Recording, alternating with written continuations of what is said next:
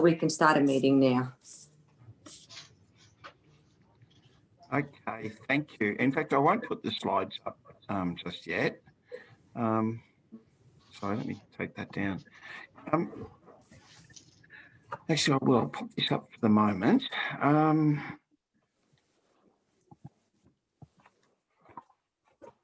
Councillors, thank you for inviting us or having us along today. We're going to be talking about some really hard-edged parts of local government governance for councillors, and a lot of this is sort of things that are in the Act, but really the important part of it is about keeping you safe and helping Brimbank to be the best organisation that you can be. So on behalf of the Victorian Local Governance Association, thank you for allowing us to do this. I'll just echo the words of the Mayor. We also acknowledge the traditional owners of country throughout Victoria and recognise their continuing connection to land, waters and community. We pay our respects to traditional owners, their elders past, present and future, and to their cultures. But before we start, councillors, I'll ask my colleague Tony to introduce himself in a moment. But just so you know, the Victorian Local Governance Association is an independent incorporated body with membership of around 50 councils of the 79, and where our remit is around good governance in local government. So as part of that, we've partnered in this case with Hunt and Hunt Lawyers for the delivery of induction workshops. And Tony and I were just talking before, we think you're about the 12th council that we've been to in this round, which has been really terrific to get to know new councillors. I'll keep going. So my background is, my name's Steve Cooper, as you can see. My background is I started in local government straight out of school at the Shire of Swan Hill up on the Murray River, which is my hometown. And I've worked at Whitehorse Council, Port Phillip Council, Hobson's Bay was my last real job, which I say I was the governance manager of Hobson's Bay until 6 or 7 years ago. And since then I've been working in ethics and governance around councils in Victoria, including, fortunately, from time to time doing a bit of work with the Brimbank Council, which has been terrific. I'll ask Tony to introduce yourself. So, hey, thanks, Steve. Hi, councillors. Congrats to all of you for, the newly elected councillors and the returning councillors. Steve said I'm the managing partner of a law firm that has much of its practice around local government. But I started, my exposure to local government started way back when I was much younger. I was in my 20s, and I was the secretary of the local kindergarten. That daughter's 26, so that's how long ago that was. And I decided that we needed more capital works for our kindergarten. We needed more funding, and the local council wasn't coming on board. So I'd solved that problem by running for council and getting elected and fixing my kindergarten, which, as we'll teach you tonight about conflicts of interest, would have been perhaps problematic. But I did get elected to the council and ultimately became the mayor, and that was the Shire of Nillumbik at Greensborough, Eltham, Diamond Creek sort of way. And when I eventually the ratepayers got sick of me and I stopped being an elected councillor, I sort of focused my practice around acting for local governments, and we do a lot of this council law and council officer training. So today's really about, yes, we'll give you some references to some of the legislation and specific provisions, but it's really about just equipping you with some thought processes that will help you as you go through your task as a councillor, will trigger for you hopefully some memories that will say, hey, this is an area where I need to be particularly careful. There are certain things I need to be mindful of here. And of course, you always have the benefit of your governance officers to call upon for assistance, and they have access to people like Steve and myself, and Steve will be able to talk about the VLGA governance line later as well. So how we'll run this is we're going to go through a process and present to you, starting with your roles and responsibilities. We don't hesitate to ask questions, put your hand up and indicate, and or chime in if you've got a particular question at a time. But we'll stop often through the process and give you opportunity to ask questions. And in fact, we'll probably go further than that and go around and at times and ask you direct questions yourselves. Hopefully you don't mind if we call you by your first name. That might be the easiest way to do that, councillors, and by the same token, Steve and Tony works well for us. So back to you, Steve.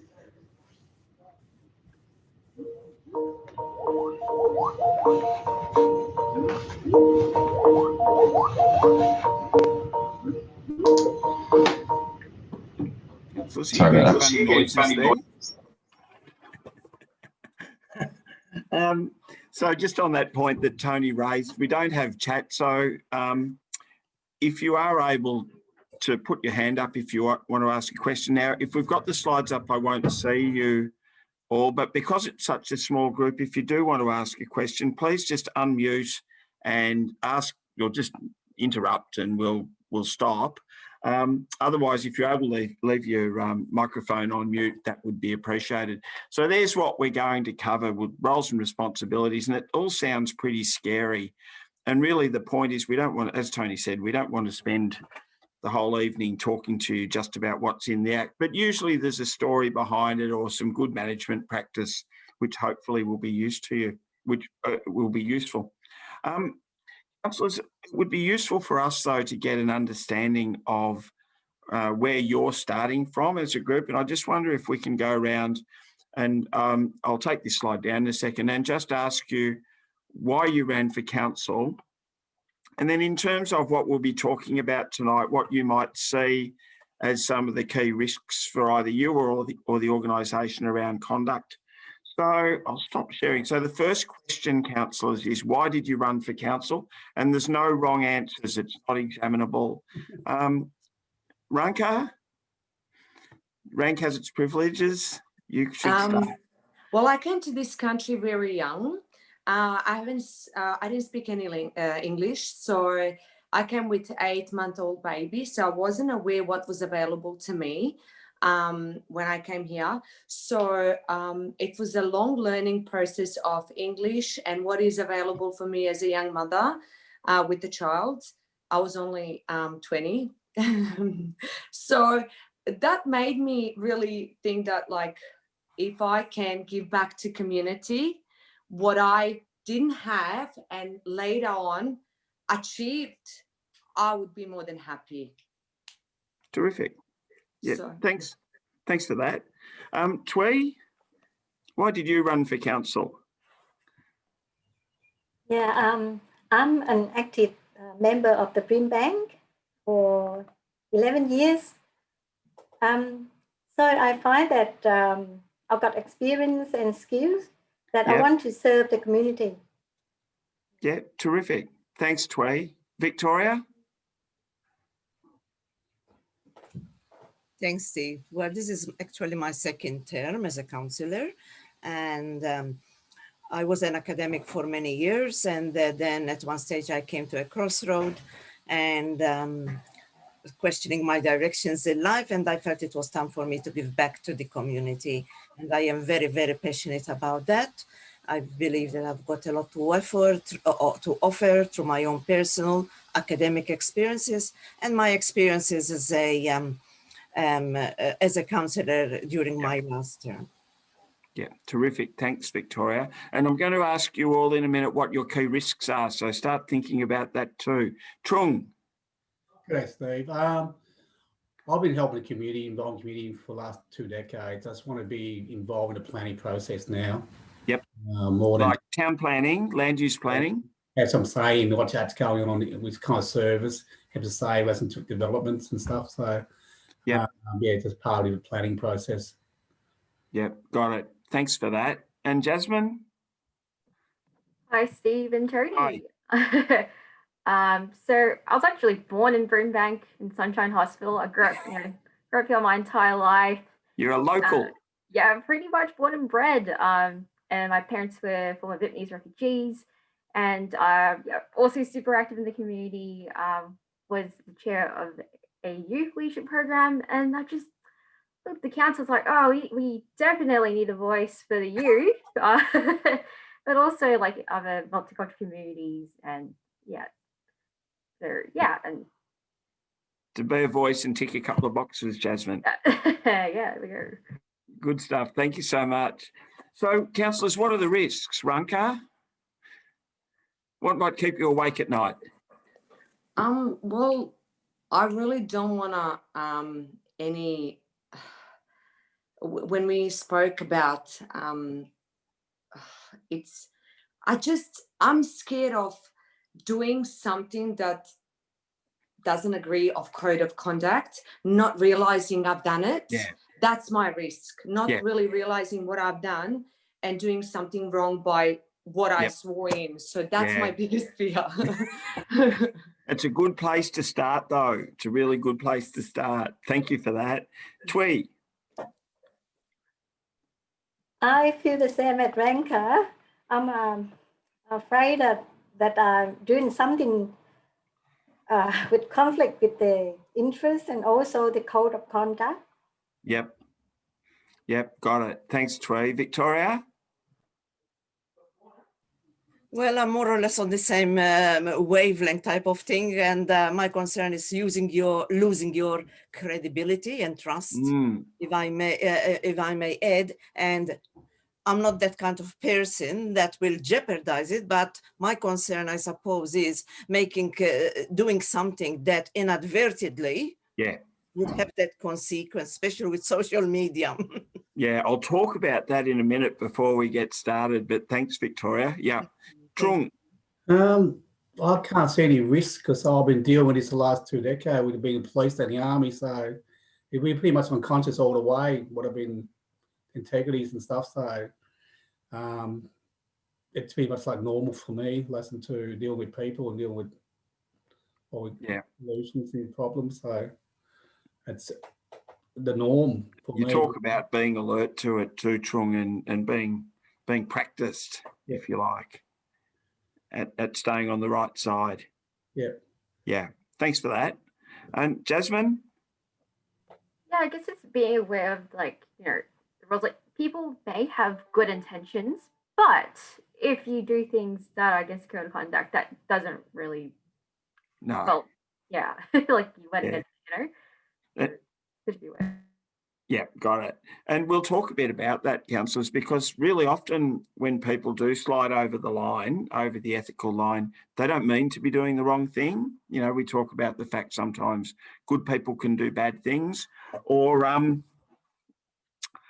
the other bit that I usually like to mention is I do some work in the ethical space when I'm not doing VLGA work, and there's a bunch of behavioural science research which says that none of us is as ethical as we think we are. And people are prepared to be unethical to the extent that they can rationalise their behaviour. I was doing a favour for a friend, everyone else does it, my boss made me do it, whatever it happens to be. So really being alert to what the line is becomes really important. But the fact that you've either had some practice or that that you may be a better position to know what you don't know, and you've got a good governance team here to help you, is a good start in terms of, as I say often, keeping you safe. So I'll pop the screen up, and Tony, do you want to go through the role of the council and the governance principles? Absolutely. So councillors, so just quickly, as revisiting those risk, councillors, we're going to go through today some rules around conflict of interest and give them to you in a real, I hope a real tangible and practical form. We're going to deal a lot with the code of conduct type stuff, but also the reputational risks for council that are associated with getting it wrong. And it's a good point that some of you raised about inadvertent breaches, because we all sort of know the notorious terrible examples where a councillor seems to have deliberately gone out to be corrupt. But there's also, lots of examples where the councillors have got themselves in trouble when they're really trying to do the right thing and just haven't understood the rules as well. So part of our sort of mandate today is to give you a bit of assistance with that and give you a few rules of thumb that ought to help you navigate through and avoid some of those pitfalls that might lead to an inadvertent problem. Councillors, what much of our training today is mandated by the regulations under the new Local Government Act 2020, and those regulations were released in October of this year. And they require us to tell you a little bit about the role of council and the role of councillors. So what we have on the screen there is really paraphrasing part of the Local Government Act, and that is really the part of the Act that deals with is in Section 8 and Section 9 of the Act, Division 1, which deals with the role of council. So you'll see there it starts off with providing good governance for the benefit and well-being of the community. And that's a phrase, councillors, that you're going to see a lot in both the Brimbank Council policies and documents that you'll be presented with and will review over the course of the next 4 years, but also in a lot of the state government policies that relate to local government. So it's an interesting phrase, and I wonder, maybe just open it up quickly. Anyone got a view as to what they think good governance might mean in practice? So if not, sorry, I can't see anyone's hand up at the moment. Let me know if there is. But transparency, Tony. Say that again, Tron. Transparency. Absolutely. That is very much part of it. Trung, you've identified one aspect to it. Councillors, I think good governance. Tony, I think Jasmine just put her hand up, and yep. Welcome to Virginia. We've only just started. Hey. So Jasmine, did you have a question? Yeah, so there are governance rules, and the governance there's also order as well. So following the rules. Right, absolutely. So the good governance, I think, is largely about how we make decisions and how we implement the decisions. So those processes for making decisions. So it's not necessarily about the right decision, because that's arguable as to what the right decision is at any in any set of circumstances, but it's about getting the process for reaching the decision right. And that certainly involves some of those concepts like transparency, like accountability, like responsiveness, equity, like being participatory and inclusive, and all members of the community feeling that that they've had their say, particularly where they're likely to be affected by the decision. So where we have good governance at a council, then typically it means that the decision-making processes have good consultative practices. There are good meeting procedures. There are good protocols at council around service quality. So the services that council delivers the community, there are some strong protocols governing the quality of service delivery. There are some good practices in place dealing with the way councillors conduct themselves, the way officers conduct themselves, both in terms of dealing with each other, councillors dealing with fellow councillors, councillors dealing with officers, and vice versa, but also in dealing with members of the public. And there's some clarity around the distinct roles of councillors versus the role of the administration. So the CEO and the CEO and her team, and where is the line drawn that is the boundary between the councillor's role and the role of administration. We'll talk a little more about that tonight. And all that's about, you know, promoting good working relationships. So Steve's moved along. We've got the overarching governance principles up there on the slide. And these are also set out in the Act, and these are in section 9. And you can read them up there, and we're going to certainly, these slides will be distributed to each of you. But those overarching governance principles that you can read there, they're really designed to ensure that the council chamber is a safe place for both councillors to make decisions, for council officers to work within, and for the public to be participating in those decisions.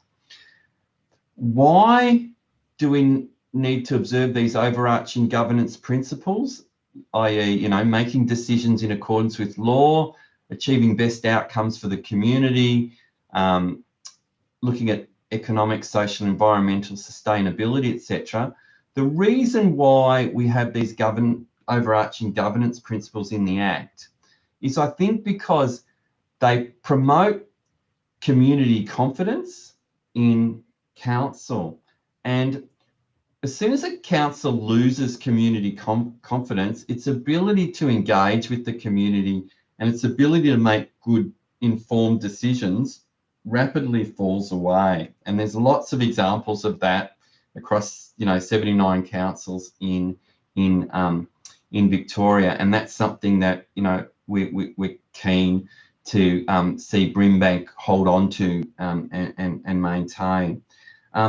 The other aspect of following the overarching governance principles is that they allow you as a councillor, if they're followed by the officers, they allow you as a councillor to have confidence that the advice you're getting from your CEO and her officer team is advice that you can trust, that it's well informed, it's impartial, and you're getting comprehensive advice upon which you can base a decision. And finally, I think if you follow these overarching governance principles, which involve, you know, a transparency of decisions up there, the participation of the community, there's a much greater likelihood that the community will accept your decisions, even where certain parts of the community might not agree. So if you think about it this way, if you've had in your personal or business life times where there's been a debate or a discussion, and you've been involved in that debate or discussion, but ultimately the decision hasn't gone your way. If you think about those moments, I suggest to you that generally you feel more accepting of the decision where you feel that you were listened to, that the majority who ultimately didn't go with, you know, what you wanted, genuinely listened to what you had to say, gave you a genuine opportunity to be heard, that you received that, you know, open mind when you were presenting your view. Compare that to a situation where you felt no one was listening. Their demeanour was that you could see they weren't interested in what you had to say, that they cut you off halfway through, that they maybe didn't even give you an opportunity to present your view before they made a decision that affected you. In those instances, you tend to be much more aggrieved and less accepting of the decision. So what I'd say is that where you make decisions as a councillor and council make various decisions that affect the community, there are moments where the community can either feel that they've been a contributor to the decision, they've had their voice heard, they've been asked their opinion, or there's moments where they feel that they haven't been engaged, or sections of the community haven't been engaged in the decision. And the risk for you as councillors is that later scenario where members of the community feel they didn't have an opportunity to have their say, then spend the next 3 or 4 years aggrieved and undermining the position of council. So this is a good process to follow, being inclusive, giving community an opportunity to have their say, because it actually leads to a greater acceptance of decisions that you make. Has anyone got any questions about that? Sorry, Steve, I can't see everyone's face, so if anyone's got their hand up. No. If we go to the next one then, Steve. So the role of the councillor. So you can see up there, again, this is from the Act that sets out the actual role of yourselves as individual councillors. So you're required to participate in decision-making of council. So you're actually bound by the legislation to actually be involved, not to sort of just come along and put your hand up because you know, you're part of a block of councillors and you're all going to vote a particular way and you don't actually think about the decision personally. That wouldn't be following the Act. You're required to represent the interests of the community in decision making. And what I often say is, councillors, you, in your role, you'll often feel that yes, I got elected, so there's a group of people out there who support me, so I do represent the interests of the community. And often you'll hear councillors in the chamber who each get up one after the other and debate, and they have different points of view, but they'll all say, this is what the community want, and then they'll say their piece. In fact, what probably the reality is that each councillor is right when they say the community want this, but it's not the entire community they're talking to. It's a particular section of the community, a particular subgroup that they're talking about when they say, my community or the community I've spoken to want this. And rarely will there be a decision that you make as councillors that has universal support. Certainly there will be some decisions that have overwhelming community support, but rarely will it be universal. And so encouraging you through this process and the legislation to think about those sections of the community that may have a different point of view, and have they had an opportunity to have their say? Have they been asked how this decision might impact on them?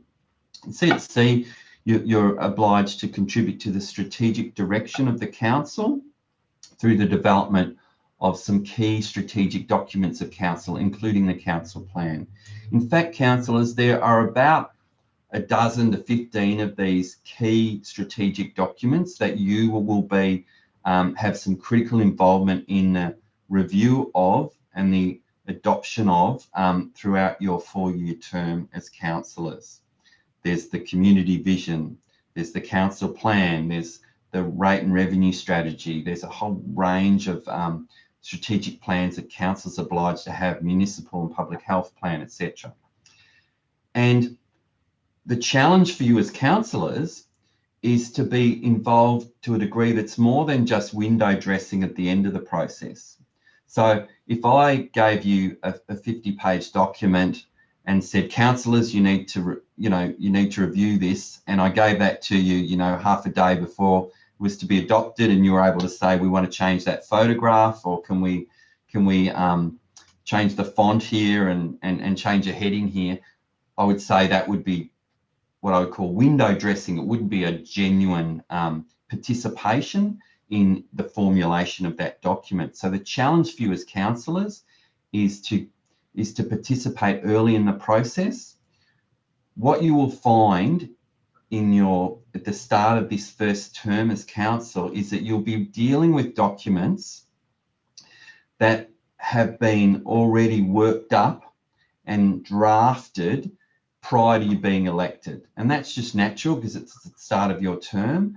And so you'll feel perhaps that your engagement is towards the back end of the process. But as your term works through to mid next year and later next year, you'll start to be involved more at the start of these processes, and you know, you'll be thinking about, you know, what are the assumptions in the documents here, rather than, you know, simply what are the photographs and tweaking some headings.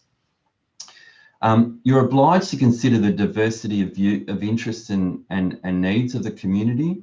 You've got to obviously you've got a really good multicultural group of councillors. That's really apparent just from meeting you, and it's apparent too that you've got a range of ages, which I think, like Steve and I have been to quite a number of councils already, and can I tell you, many of the councils don't have that level of diversity, particularly around ages, which is, I think, a really positive element for Brimbank, and a better way for you to represent the interests of your community.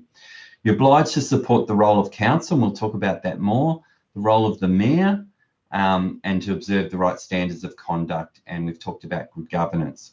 And critically, that third part at the end is that there is a distinction between the role of the CEO and the role of councillors. And this will be dealt with, no doubt, as part of your further induction training, but making the distinction between where your role ceases and where the CEO and the administration's role commences. And we'll talk more about that tonight. Steve, we'll move on. Steve, you want to pick this one up, or? Yeah, I'm happy to do that, Tony. So councillors, and this is one of the ones where returning councillors will need to almost unlearn what you've known before and learn some new things, because the Act has changed in terms of there are now a series of regulations that prescribe some standards of conduct for you as councillors. And you're going to spend a bit of time on this, because by the 24th of February, I'm not sure if you've started yet, you'll need to adopt a code of conduct, which includes how you're going to meet the standards of conduct. So they will need to be in there. And I'm going to go through them quickly. Councillors, the other thing I might do, just to keep you on your toes, is as I go through each page, I'll ask one of you if there's anything that stands out. Virginia, you're going to go first, if that's okay. Yeah. So the question on each page is, what really stands out? So the first part is about treatment of others. So some really powerful words there: dignity, fairness, objectivity, courtesy, and respect. It requires that you take positive action around eliminating discrimination, sexual harassment and victimisation, supporting council on gender equality, no abusive, obscene or threatening behaviour with members of the public, council staff and councillors. And as Tony talked about before, considering diversity, treating people with respect, and having due regard to opinions, beliefs, rights and responsibilities. Anything stands out for you there, Virginia? I think after, this is my second term, so Yep. my first term was, you know, we had a code of conduct, and I think it's interesting because you've got 11 very diverse people, and we all come from different backgrounds ourselves, which is kind of an expression of our municipality. So getting to know each other the first few years was what it was about, like getting to know each other during councillor only time, etc. And I think for me the most resonating thing is that if there is a point of difference, if there's something that concerns you, is to not fester and not hold it in and not park it, but to talk about it to someone, and someone that you feel comfortable and safe with. Yeah. But conversations with people over a coffee is the first step for me in talk, you know, getting things out in the open. And we also talked about it when we had an Indigenous cultural session where people get together and just chat and they have a conversation, and it's so important, and it should be mirrored in this code of conduct. That's the first point, because there is a lot of standard stuff in there that goes without saying, but I think getting to know all our personalities and who we are and what we might have fears about certain things. We might have Other people might be able to mentor someone, you know, in an area. I think for me, conversation as a first step is number one in code of conduct, and it should be in everything that we do. Thanks, Virginia. What I was hearing you say too is that you have to work at those relationship issues, and there's so much in local government that can cause division and conflict, that practicing constructive conflict resolution early is a really important thing, and we'll talk about that some more. Twee, you're next.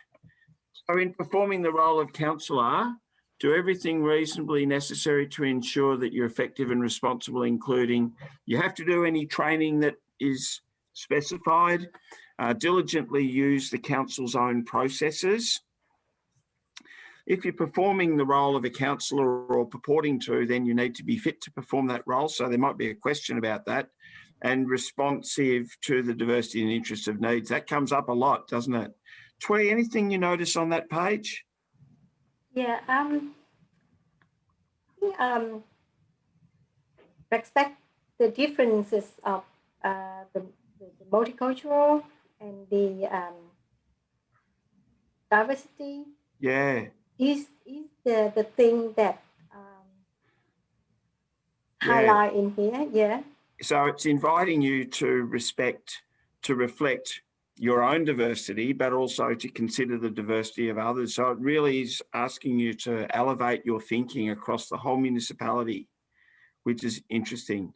And to use the council processes, which is not say don't consult, of course we consult, but you also, it means go to briefings and read your agenda papers and things like that.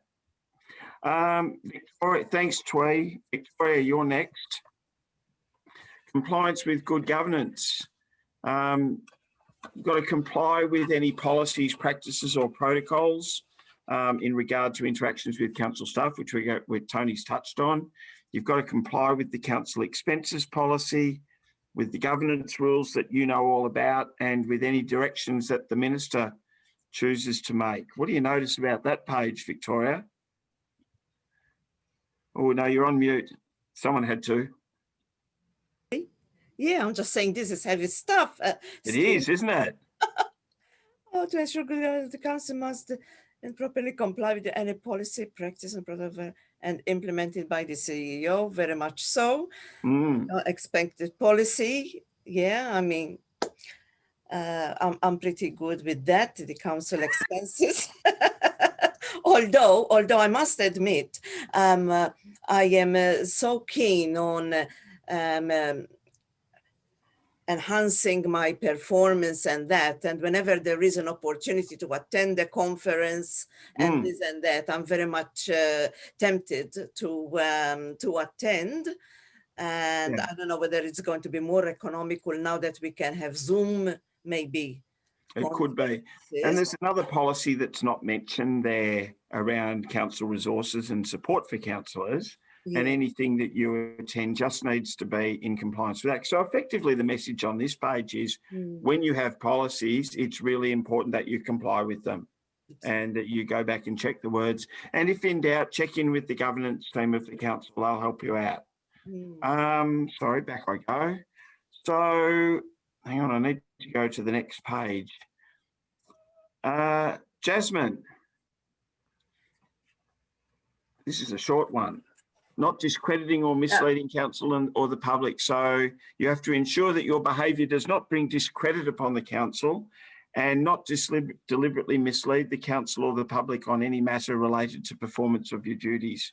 Oh, that's a bit heavy too, Jasmine. What do you think? Oh yeah, definitely got to have transparency and be open about how we go about making decisions, implementing them.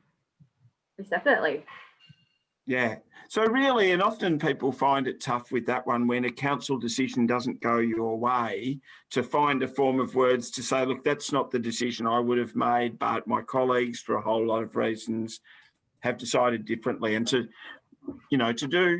respond to disappointment in a way that doesn't bring down the organisation, I suppose, because the system works on however the majority voted. Trung, you're next. Sorry, Steve. Can I take you back to the previous slide again? Sure, Victoria. It's Victoria, Steve. Yeah. hold on. Oh yeah, and the role of a council must not ensure the behavior does not. No, I don't think. Is that Was the it that- one? Was it that one? To ensure the governance. No, the one after that, I think it was. About not discredit or On not this- mislead. Okay, I think this is what I'm going to say, or perhaps what I would like you to perhaps elaborate on is, I mean, we're there to represent the community, right? And sometimes there are messages, especially on social media, when you are a counselor and you're there to represent the community.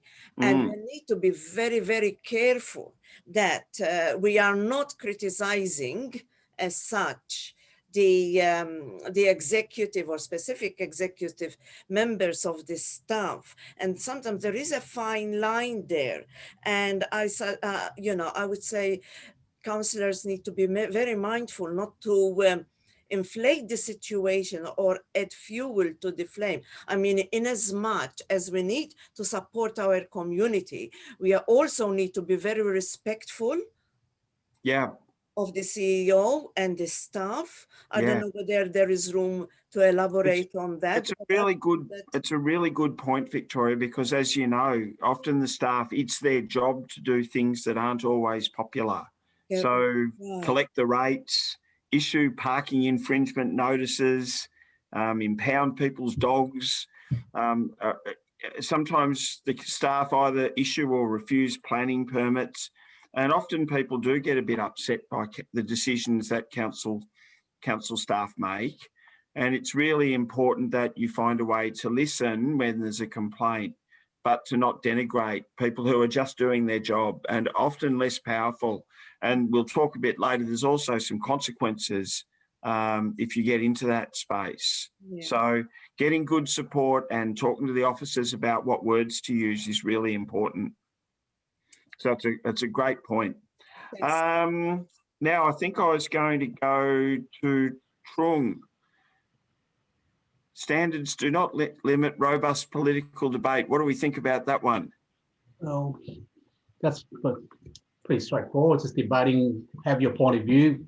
Yeah. Not get across much as that was put in quite late in the piece, almost as a human rights piece about the fact there should be political debate. I think the really important one with that one is debate can be robust, but still needs to be respectful. That it's not saying that it's a bun fight or a free for all, that we still have to have debate in a respectful way that you would expect, you know, civil discourse, I suppose. So we're going to get into serious misconduct, and I might throw, and just stop us if you've got any questions. I think we've got Councillor David here too, so welcome, Sam. Tony, do you want to go with serious misconduct? Sure. So, councillors, I guess this is when things go really badly wrong, and we're obliged under the regulations to explain this to you in your induction. But so there is a process that the Parliament have set up for determining whether council law, when an individual councillor has got it really wrong and is guilty of serious misconduct. And this is a real formal process. It's not quite go straight to court. There are processes around mediation, around council appointing an internal mediator, internal arbiter. The difference between mediation is it's when you're sitting around as a group of councillors or as a councillor with an officer talking about the problem and working out, are there opportunities to compromise?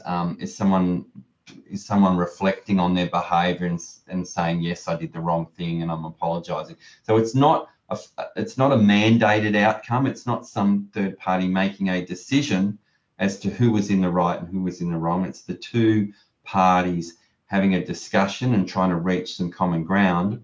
If that doesn't work, so mediation fails, it goes to arbitration, where a third party is appointed to basically hear the views of both parties that are involved, but ultimately make a determination. And these processes are very, as I said, they're very formal. Once you get caught in these processes, you are obliged to participate. If you fail to participate, you're automatically guilty of misconduct. And I know, I think Trung said he was in the police force. You'll all know when you drive your car and the police officer says, I'm pulling over, you know, take a breath test. And if you've refused to participate and give the breath analysis, then you're automatically assumed to, you know, you're charged with having, just as being, as having failed the test. So this is one of those processes where you must participate, and if you don't, you're automatically guilty of misconduct. So some councillors sometimes get aggrieved by the process and say, hey, I'm not even participating in it, and that's something that you cannot do because ultimately it will lead to a negative finding against you.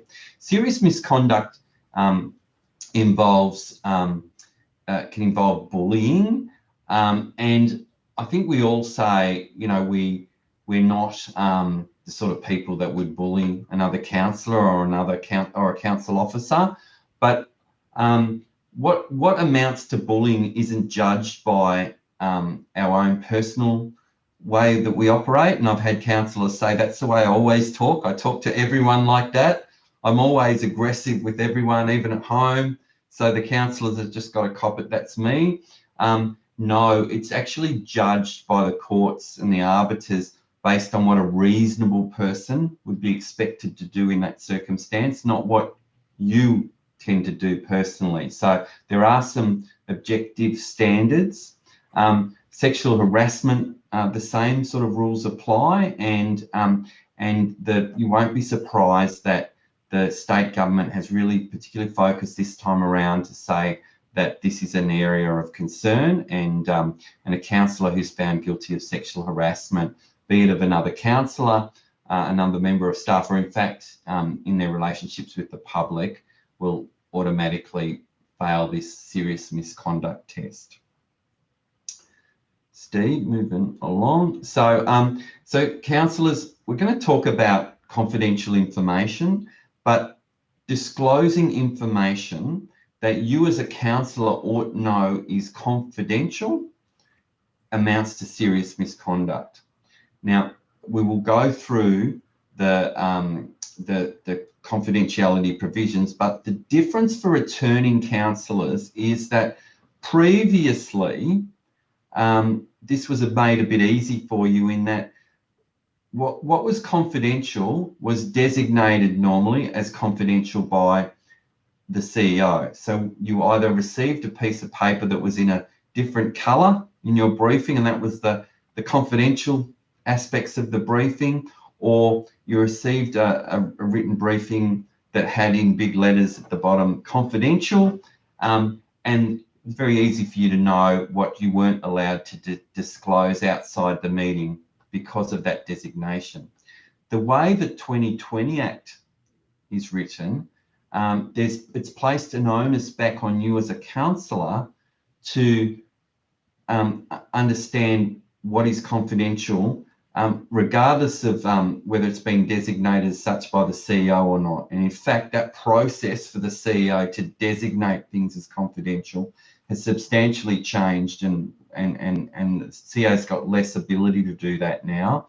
And it's your job as councillors to be aware of the status of information, whether it's on a reasonable assessment is confidential or not. And if you fail to keep that confidentiality, then you will be guilty of a serious misconduct offence. So bear with us a bit as we explain what confidentiality means. So here is from the Local Government Act is a list of matters that are confidential, and this is just the first page, so it goes on. But firstly, confidential business information.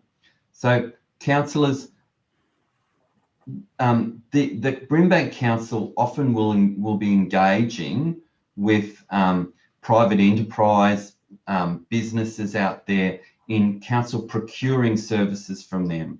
Those businesses are tendering to council to supply certain products and goods and services to council, and in doing so, those entities will supply lots of information, which is would be very powerful for their competitors to know. Often it's, you know, what our what our products are made, how they're created, what are the resource inputs into those products, but it's really the intellectual property, the business, the private business information of those tendering entities.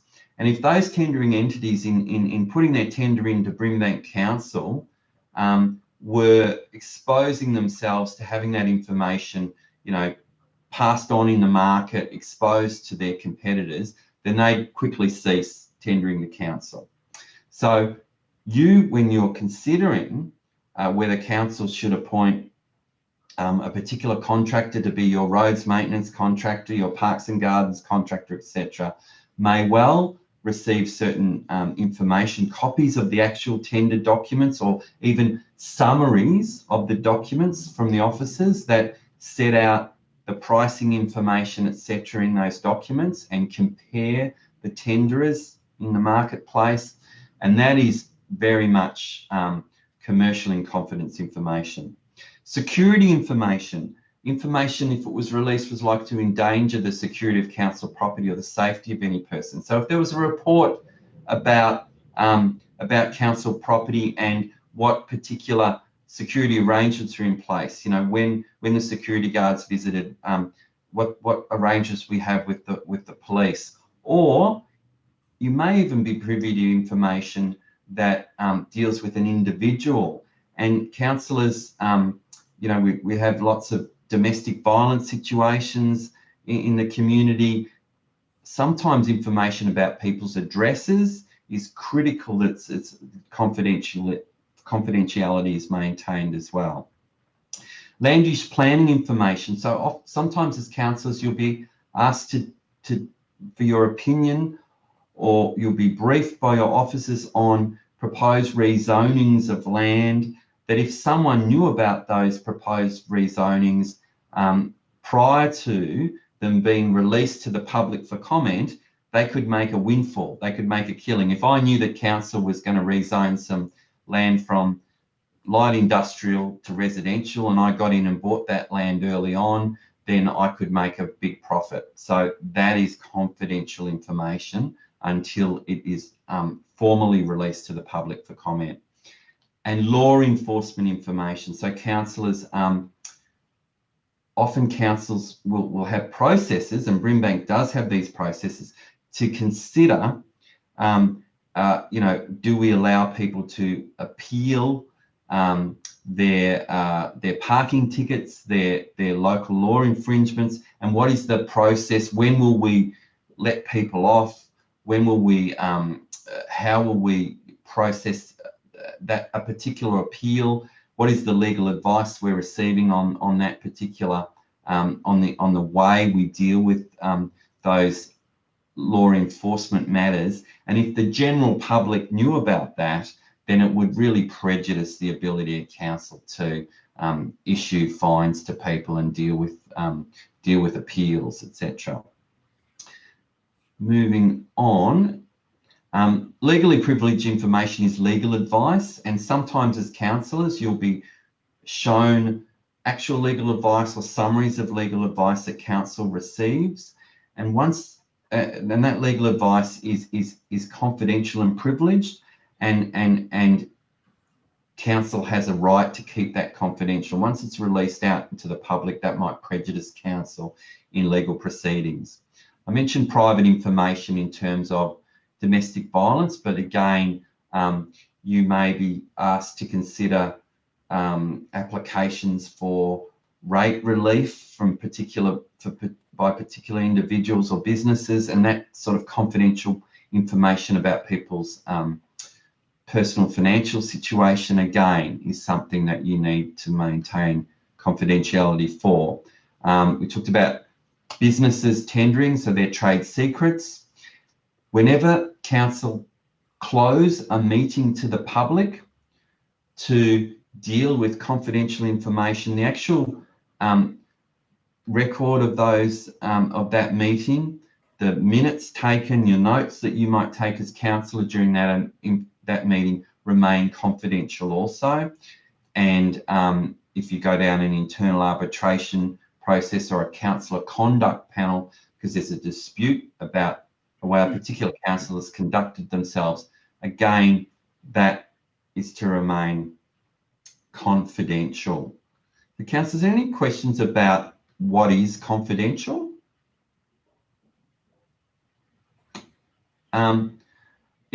There's quite a lot of information in there.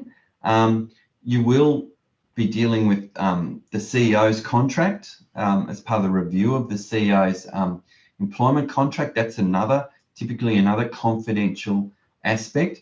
Councillors, you need to also be aware that this rule about confidentiality doesn't cease when you cease to be a councillor. So for those councillors who, were councillors at Brimbank last term and either ran for re-election and lost or didn't run for re-election, they are still bound by those confidentiality provisions. And in fact, a councillor, an ex-councillor, has been prosecuted for, and successfully prosecuted and found guilty for improperly dealing with information that they received as a councillor 2 years after they went off the council, got off the council. So this is really important. And so you'll need to consider, if you go home and you talk to your spouses or your family members about what we discussed at council today, you will need to actually just think, hey, am I actually crossing the line here? Did we actually discuss something that had a confidential element? And I don't want to put my spouse, my family, my son, my daughter in a position where they receiving confidential information from me. That would be, in fact, a breach by you as a councillor. And similarly, councillors, you need to be really careful about what you do with your laptop, what you do with the written information you bring home from these confidential briefings. Generally speaking, sorry, Trung, you go. Sorry to interrupt you. Just listen to the confidential informations. Now, throughout your whole term, there'll be a lot of information you'll come across and be put forward to. But that's some confidential information. There are stages where, at certain stages, information are confidential, but down the track, it's no longer confidential according to the public, and it's been announced. So where the grey part is that what certain stage and what remain confidential and when that. It's a really good point, Trung, and you're absolutely right. Often information will start as confidential and then go into what we say the public realm. So an example might be if Brimbank Council next week met to consider should council purchase a piece of land from a private owner because you want to, say, extend a park or build a community building. Typically would be a confidential meeting or confidential briefing. You wouldn't want the owner of that land out there to know that council was considering whether or not to purchase the land. It probably would drive the price up. So it wouldn't be in the interest of the community to have an open discussion. But if then council sent its estate agent or some agent acting on council's behalf along to the auction of the property and bid and successfully purchased the property, then the fact that council had bought the property at a particular price would be information that would normally then go into an open council meeting and be available to the public. So to answer your specific question, Trung, yes, there is a point where information goes into the public realm. And I think the best advice for councillors where you have information that was confidential and you're unsure as to whether it's lost its confidentiality is to ask your CEO, who will either answer the question for you or refer you to the relevant officer. But the executive, the administration are really across this really well, and there are some pretty understood protocols around that. But it's a really good point, Trung, that information does change its nature. So generally, all council meetings have to be open to the public. There was a report by the Victorian Ombudsman back in 2016 that was about transparency in public decision making, and was really critical of some councils that were deciding to make decisions behind closed doors because those decisions or those discussions, those debates were going to be embarrassing for certain councillors or for the council. That's not a reason to, it's not a legally valid reason to have a confidential discussion because some councillor feels embarrassed. There are that typically is not acceptable, and that's why the Ombudsman was quite critical of various councils, and many councils have changed their processes as a result. Councils will sometimes close meetings for security reasons, or if the gallery is just packed and everyone is agitated and yelling and it's hard to hear. But in those circumstances, there will be a means for the public still to view the meeting, be it through CCTV or a live streaming exercise or something like that. Councillors, I think I could say generally, most or all of you, in fact, all of you would start your term saying, I don't want to and I don't intend to release confidential information. There are really the bad councillors, the few bad apples in the barrel that do the wrong thing because they want to do the wrong thing and they want to profit by it.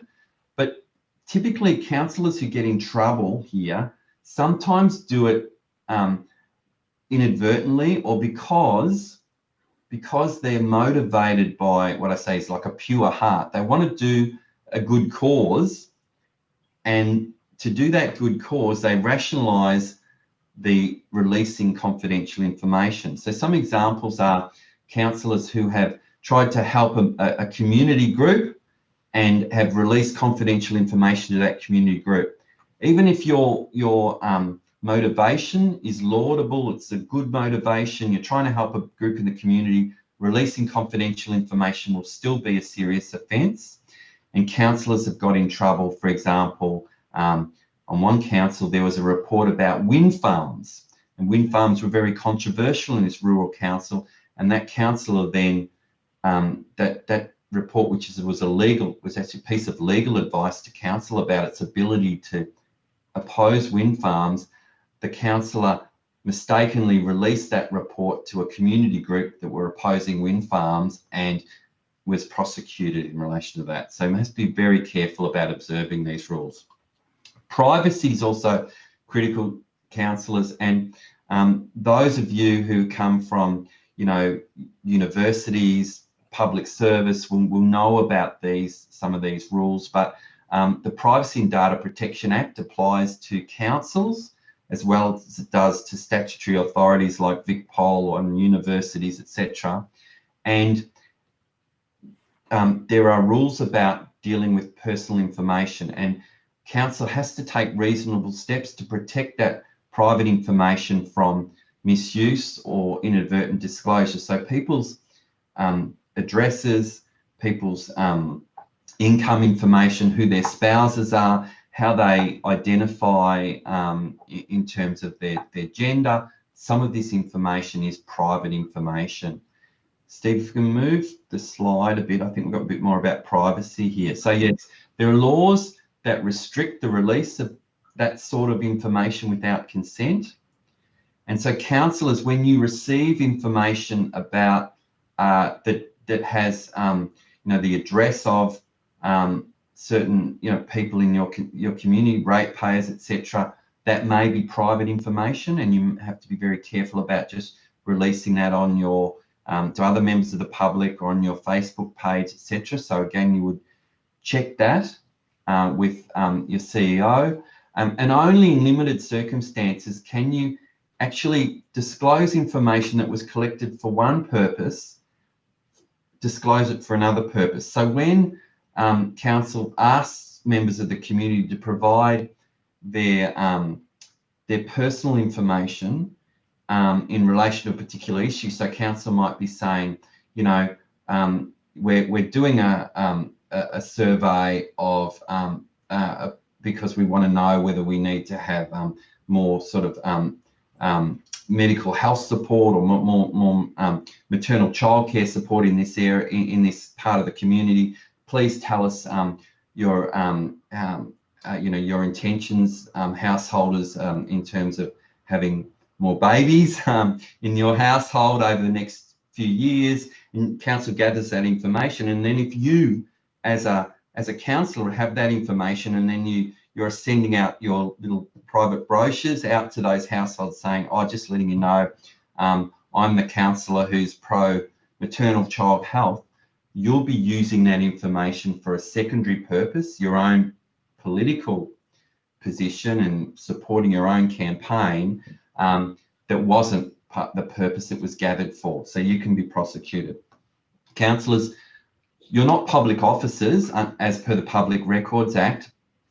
So documents that you just receive generally from the public aren't public records, aren't generally subject to FOI unless they're then received by a council officer. So if you're if they're being recorded on the council record system, they'll be subject to freedom of information. If you're sending them on to a council officer to address, then they'll be public records and subject to FOI, be that through an email or another form of communication.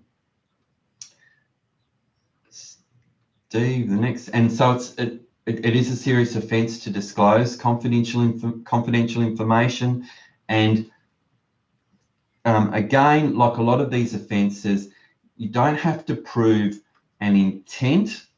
The fact that a councillor may have dealt recklessly with information, may have left it,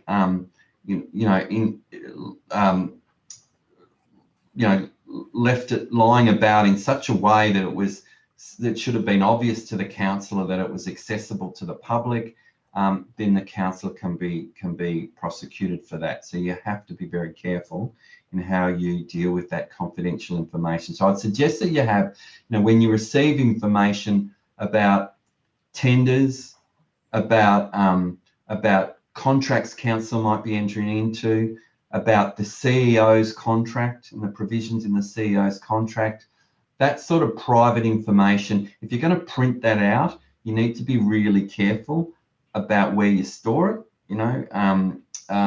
Don't leave it lying around on the desk at work, and about how you dispose of it. So, if you haven't got a shredder at home, you take it into council, and I know council have these things. Councillors, we might take a break in just a minute. I just wondered, off the back of what you've just heard around confidentiality, how are you going? What are your thoughts about that topic? Or even some pro tips that you might have. Virginia.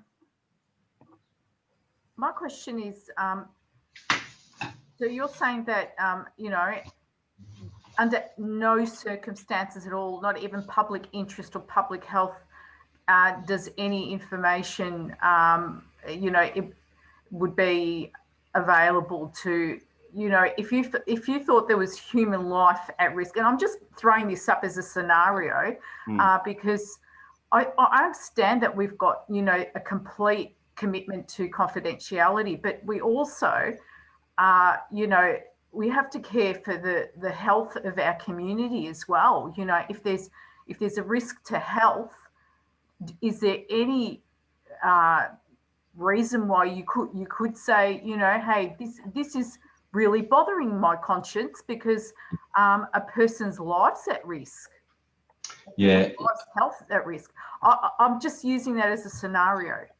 It's a good question, Virginia, and certainly there have been instances, say, at councils where, say, council have a council building, and there's an assessment of that building that says there's a risk that the structure of this building is problematic, that it might be it might be a risk to the public. So that might be a confidential report that councillors receive. And yes, I can understand that you might think, well, hang on the one hand, I feel, I want to tell the community about this risk. But on the other hand, there's an argument to be had about creating a level of angst and fear in the community and how we deal with that. So what I would say is that if you feel that, the correct option is to have the discussion with the councillors and the CEO. So you as a councillor can always say to the mayor, because the mayor has the ability to call for a report from the CEO on something, say, look, I have a real concern about this. I want to have a briefing session where the CEO explains to us why this information needs to be confidential. And I don't actually, you could even ask, say, and I'd like to know, how are we exposed as councillors? What is the safety of the public? So I think that before you make a unilateral personal decision to protect yourself, you should call for that discussion, because I understand that motivation, and I can appreciate there will be circumstances where they'd be extreme circumstances and very rare, but I can understand when they might arise. And what I would say to you is, before you make a determination in your own head, I know what's best for the community, that you have a much more informed public discussion, because the CEO doesn't want the council to be in a position to get it wrong either. And I think you'll end up with the right outcome. Yeah. Thank you. Anything else, councillors, on that? Oh, just before I let you go, can I just make one suggestion, adding to something Tony said? And it's a couple of things. A useful rule of thumb is what's on the council website. If it's on the council website, then you can talk about it. Just because one person in the organisation's got information doesn't necessarily mean that other people will have information. The other thing is about just having good habits, councillors. So it is a good habit, if you've got council information, to keep it on the council server. The minute you put it on your private computer, you run the risk of a privacy breach. And the other thing, of course, is that heaven forbid that the integrity agencies are at Brimbank, but if they are, they can get your private computer anyway. So you may as well have your information on the council server as a good habit. What about 5 minutes break? And I understand we'll get you out at 8:30. So I've got 24 minutes past. I'll see you at 29 past. Hey, Steve. Tony. Can you send me the link that you use? Because I reckon I'm getting, I'm only seeing the speaker. And if I log out and go in under that link, I'll get a better view. Oh, okay. Now, it might be. Yeah, sure. I'll send it to you. No worries, mate. Thank you. Yeah. Now we might have to get our skates on too. Yeah, true. I've noticed that. I will move it along.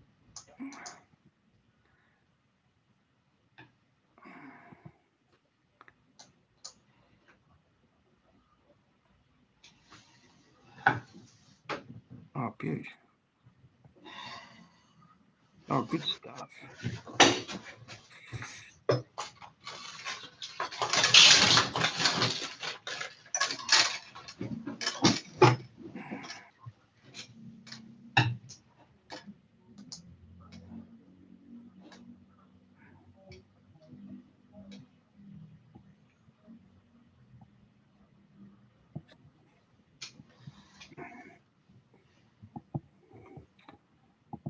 It'll be in an email, Tony. Yep. Yeah, it'll hit me soon. No. I haven't hit send yet. Hold on there.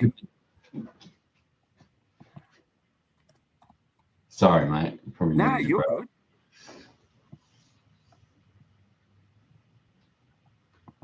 Right, it's gone. Good stuff. stuff.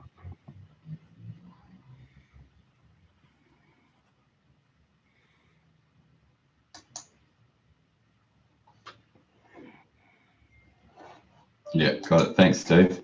No worries. I'll see you I'll soon. jump out of this, mate. Yep. Yep.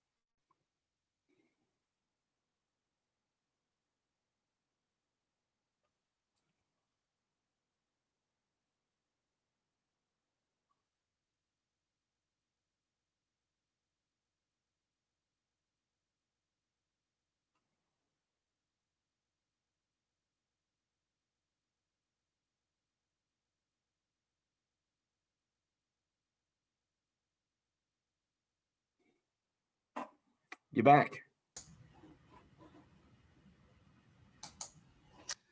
That solved the problem, Steve. Did it? Absolutely. Gosh. How bizarre. I'm not supposed to know anything about technology, so I don't know what Haven't we become just incredibly resourceful? I know. I've gone down this spectrum. I'm just amazed at myself. My kids. Thanks for the email to Chris. That looked good. Oh yeah. Look, I just wanted to sort of thank him. I don't expect that. Look, I had a look at the comments there, and I reckon Phil. I reckon Phil just thought, what am I going to say here? Because did you see Phil's? Did you see the notes that each of the panel members had prepared? No, sorry. So on that, so for that session that IBAC are doing, each of the panel members has prepared some notes. Oh. And they're on that. They're in one of the links on that page, and you go into Phil's, and he's got written down, councillors sometimes don't understand the difference between the role of council and the role of the CEO. You would have written it in 30 seconds, mate. But, it'll be interesting. That's funny. That is funny. He's a Brimbank, former Brimbank CEO, is he? Is he Brimbank? No, all round. Darabin. Darabin, that's the one. He was a Darabin.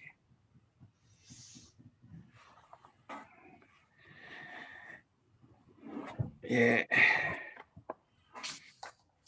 Interesting day in IBAC today. I just had it running in the background. No, I didn't catch it. Who was under the cross-examination?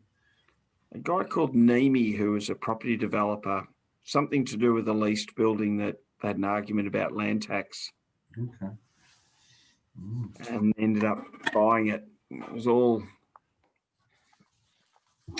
a bit sordid. Well, I kept going, Tony, and then you'll do conflict. Sure. How are we going, councillors? All good. Right, we'll do our best to get you out of here at 8:30. So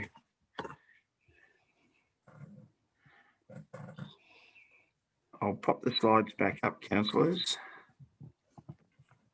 Hi, Steve. I got a question. Yeah, go, Jasmine. Good timing. I just like say, for example, what if you realize you posted something on social media that was confidential, and you're like, oh crap, you delete it like right after? Is that still still under? I'll jump in and say what I think Tony would say.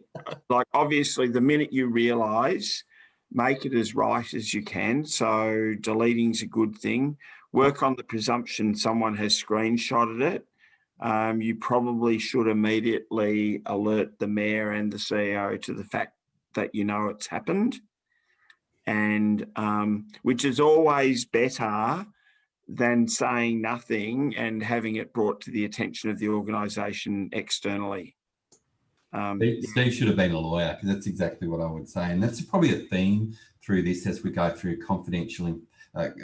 conflict of interest as well, is, you know, as soon as you've realised that you may be on dangerous ground, you're better to come out, be transparent, disclose, because it always looks a lot worse 2 or 3 years later when, you know, I get to come in and represent you and I say, why didn't you say anything? And you say, oh, I was just embarrassed when I realised I'd stuffed up. And I'd say, yeah, well, that looks like you were trying to hide something. So, yeah, well, much better to speak up. Yeah, and we're all human. Like, we all make mistakes. Things happen for whatever reason, and then later we think about it and it's like, oh, maybe I wouldn't have done that. So being a bit vulnerable is okay. So one of the serious misconduct councillors is directing or seeking to direct a member of council staff. And we've sort of touched on this before, but your council has a protocol in terms of the arrangements for you speaking with council staff and who you speak with. So Victoria, I can see you there and I don't want to interrupt your cup of tea or coffee. What's your summary of that protocol, which was just adopted recently in the governance rules, I think? Oh, directing or seeking to direct. Yeah. How do you speak with council staff? What's the communication protocol? Well, obviously, we need to communicate with the EMT. And but I must admit, there were times when, because I was on a number of committees, and if I happen to communicate with them, and I know that they were comfortable, I mean, the EMT were comfortable if I did, I would CC them into it. But yes, a rule of the thumb is I always communicate with the EMT first. And that's the best rule, that always communicating via your EMT, because there's a real power imbalance. You are powerful people. And sometimes what even might seem just to be a throwaway comment that you make, a junior member of staff might think it's an instruction, and that can be the sort of thing that can get you into trouble. Or you might ask a junior staff member why something hasn't happened and they'll give you their perspective, but they don't know the whole story. Exactly. So that's why the accountability... I was going to say, I don't think we should actually interact with them in directing them, or because they're not employed by us, they're employed by council. And yeah, so we should actually speak to CEO if we needed something to go through them, because especially if they're young, they're going to feel obliged, like obligated to give something or to do something that they shouldn't. And that can put them in trouble as well, I would say. Exactly. And and Brimbank's an area where, if you go back in the sort of history about 15 years or so ago, there's a rich history there. 2009 or something. Yeah, about that. And you're right, Ranky, you've absolutely nailed it. The CEO is accountable. That's your one employee. The CEO will have done a protocol which steers you to EMT. They're the people you talk to. And I'd still say I can't think of a circumstance where a councillor would need to give a council officer an instruction or a direction. So the really serious ones that will get you in most trouble, you know, a delegated power might be, or an authorised officer might be, in relation to the issue of permits, cancellation of fines. If you get involved in that sort of thing, that's really bad. So it's like any of that enforcement stuff, stay right out of it. It's the best thing you can do. And also, councillors shouldn't be telling council staff what to put in council reports. When you get the report as a council, you'll all make a decision, and whatever you decide, as long as it's clearly articulated and lawful, even if it's not the officer's recommendation, their job is to go away and implement it. But the system falls over if council staff are taking advice from councillors as to what to put in reports. Someone mentioned transparency before. We lose all transparency if you're not the beneficiaries of independent reports. And sometimes the officers will write reports that you don't particularly like. They're not what you want to read, but the system really requires that you get frank and fearless advice from the officers, and then as a council you deal with it. How are we going on that? Anything else on council officers? I've got a question about the term direct. That sounds broad to me. You could be like, hey, take a picture for me. That's an instruction. So Yeah. where are we going here? Look, if you're at obviously, Jasmine, although even that, like, be really careful. Say you're at an event and you say to one of the staff, oh, can you take my picture? And you might say it quite cheerfully. Your opponents might say, oh, you're using council resources for your own collateral. Just some of those things are really minor, but always be alert to what your critics might say, and not being seen to use the resources of the organisation is really an important thing. There will be photos, and we'll talk about resources of the organisation anyway, but erring on the side of caution's important. And you'll be friendly, and sometimes that friendliness can lull you into a sense of security and you won't see something coming. Sorry. Let's talk about conflict. Oh, sorry, Victoria, go. Sorry, Steve. I just thought of an incident that I experienced the last term, and I thought that was also interesting. I went into a building that also belongs to council, not all of it, part of it, you know, and at the reception there was there was a staff member, and I was going to attend a meeting with some parents who were getting some training on how to parenting style and how to play, you know. But when I went to the reception and the receptionist say hello, you know, and this and that. And then as soon as she found out that I was a counselor, she was taken back as if she felt that she was not sure, you know, she shouldn't be talking to me. Yeah. And I felt so, you know. And we know, Victoria. And I assured, no. I said that it is okay, you know. Yeah. And I compliment them about the work that they do. Yeah. I mean, that's my nature. Pleasantries are fine. You know, if there's a staff, say there's an organisational Christmas party or something, you're allowed to say hello, and you're allowed to say how you're going. You're probably not meant to just ask them about their work, though. You know, it's no, definitely, and definitely not. Yeah. But and it's the same with Jasmine's question, that often there will be things that because they're so minor and insignificant are okay, but it's just being alert to the fact that there is a boundary, and as you become more familiar, then it's easier to step over the boundary and not realise that you have. Well, that's very true too. Yeah. So you've got to be mindful of those situations. Yeah. Thank you. Thanks, Victoria. Thanks for the question, Jasmine. That is absolutely on point, though. Tony, will we let you talk about conflict of interest? Yes, let's move on to conflicts. Councillors, a big issue for councillors at the moment. So I throw this slide up. This is the notorious Salim Mahaja, who was councillor in Auburn in Sydney, and ultimately that council was sacked, and Salim was charged and was found guilty of all sorts of offences. If you remember the story, he's the one who faked a car accident on the way to court as well. But and just even though there's the lavish wedding and he closed the public road for the wedding, etc. What the key thing that Salim Mahaja got in trouble for was conflict of interest. So voting in relation to council selling an asset to his sister's company.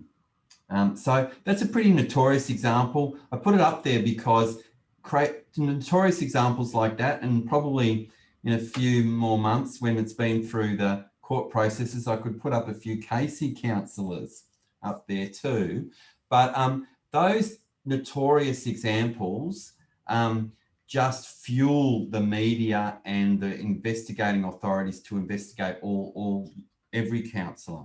And here's perhaps a more another closer to home example of a councillor, Graham Pittock, who was a long-serving councillor in Mornington Peninsula Shire, and he's smiling gleefully at the camera there because he's just voted for the second time to oppose council upgrading its council-owned leisure centre.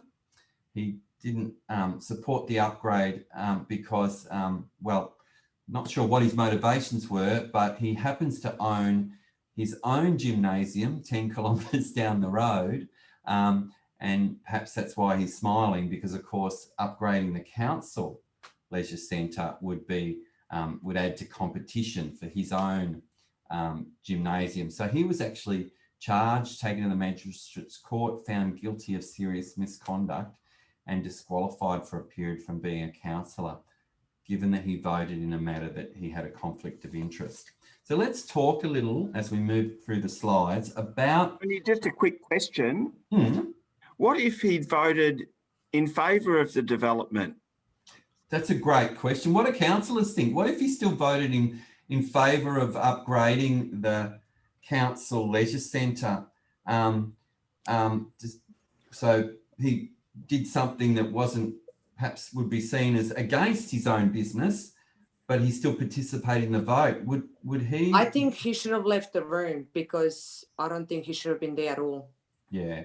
And that's... Even if there's a perception that he has, that he may be conflicted in his own mind or in any person's mind, he should leave. So, and you're right, councillors, the thrust of it is that whether or not you're actually influenced or not isn't what's relevant. It's the fact that a conflict arises and you've still participated in a decision. So, you know, if it's my brother who comes to council asking for a planning permit or wants a grant from council or tenders to council for services, I might be great friends with my brother. I might not like my brother. Well, if I'm the sort of person who can just close my mind as to the fact that it's my brother and just act completely impartially, put that aside, it's my brother, but I'm going to treat all the tenderers equally, that doesn't cut it. That's not good enough either. If a conflict arises, you must declare the conflict. You must remove yourself from the decision.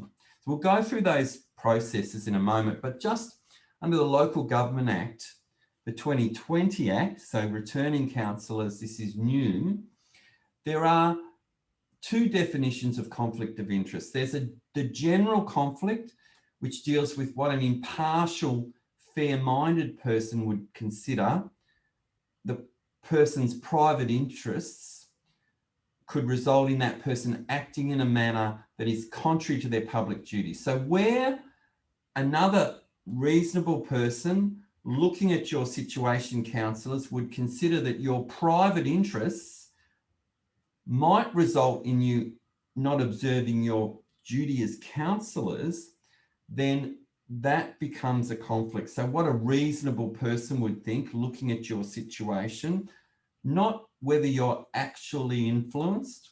You might, as I say, be that pure person who can put aside mum's planning application, my spouse's objection to an application, my own personal interests, and act completely impartially. That's not good enough, because it's not just about what you do, but the reputation of the council and the perception of the community. The second definition there is about material conflicts. And so this is broadening the concept of conflict of interest beyond just your personal interests as a councillor to the interests of a person you're associated with who's an affected person. So if an affected person, which is defined as someone you're closely associated with, is someone who could gain a benefit or suffer from a decision, then you need to remove yourself from the decision-making process. So affected persons are yourselves, the person making the decision. If you're personally affected by the decision, you will generally have a conflict. And I'll talk to you about some exceptions to that in a moment. But it's also your family members. I'm going to show you a definition in a moment, but that's very broadly defined, who your family members are. It also includes where you are on the governing body of a body corporate, and that body corporate has an interest in a matter. So let me explain that a little more to you. Firstly, where there are private companies that you're a director or a secretary of, or on the board of management of, board directors of, those companies, if they have an interest in a matter because they've applied to council for a grant, they've applied to council for a planning permit, they've objected, they've sought funding through the budget for capital works, that company, if you're a director of that company, or on a secretary of that company, then you will have that company's interest will become your interest, and you will have a conflict. And most of us would understand that to say, well, you know, if it's a company that I've created because I'm an electrician, and this is, you know, Brimbank Electrical Proprietary Limited, and I'm the director of that, and Brimbank Electrical tender to do the electrics for council buildings, of course I'll have a conflict. That makes sense, I think, to most of us.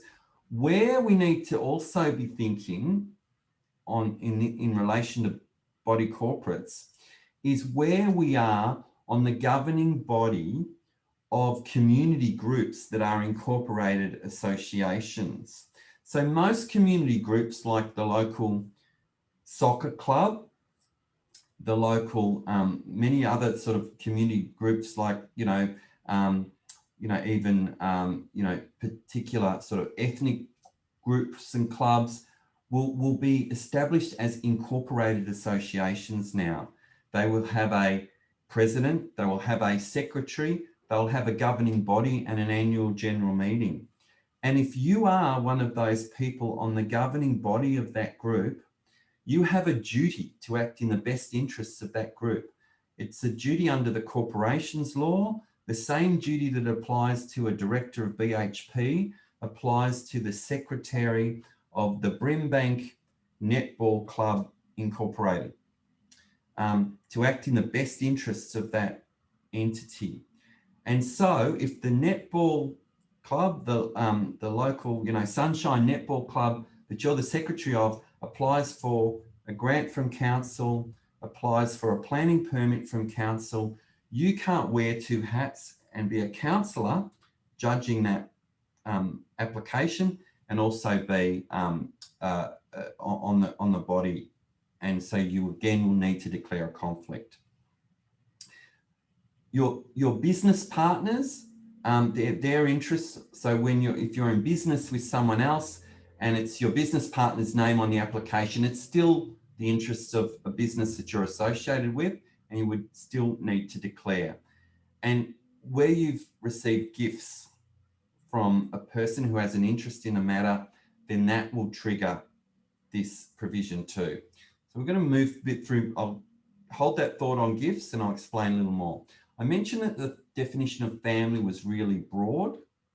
It is really broad. So it includes your spouse, whether or not you're married or not. So the interests of your husband, your wife, your de facto partner at home are considered your interests. So if it's their application, their objection, their company that has an interest in the matter, that becomes your interest, and you must declare a conflict. If it's your parent, mum or dad, if it's your brother or sister, if it's your child, if it's your grandchild, and it includes the step relationship. So if it's a stepchild, a step parent, a step sibling, or step brother or sister, again, their interests become your interests.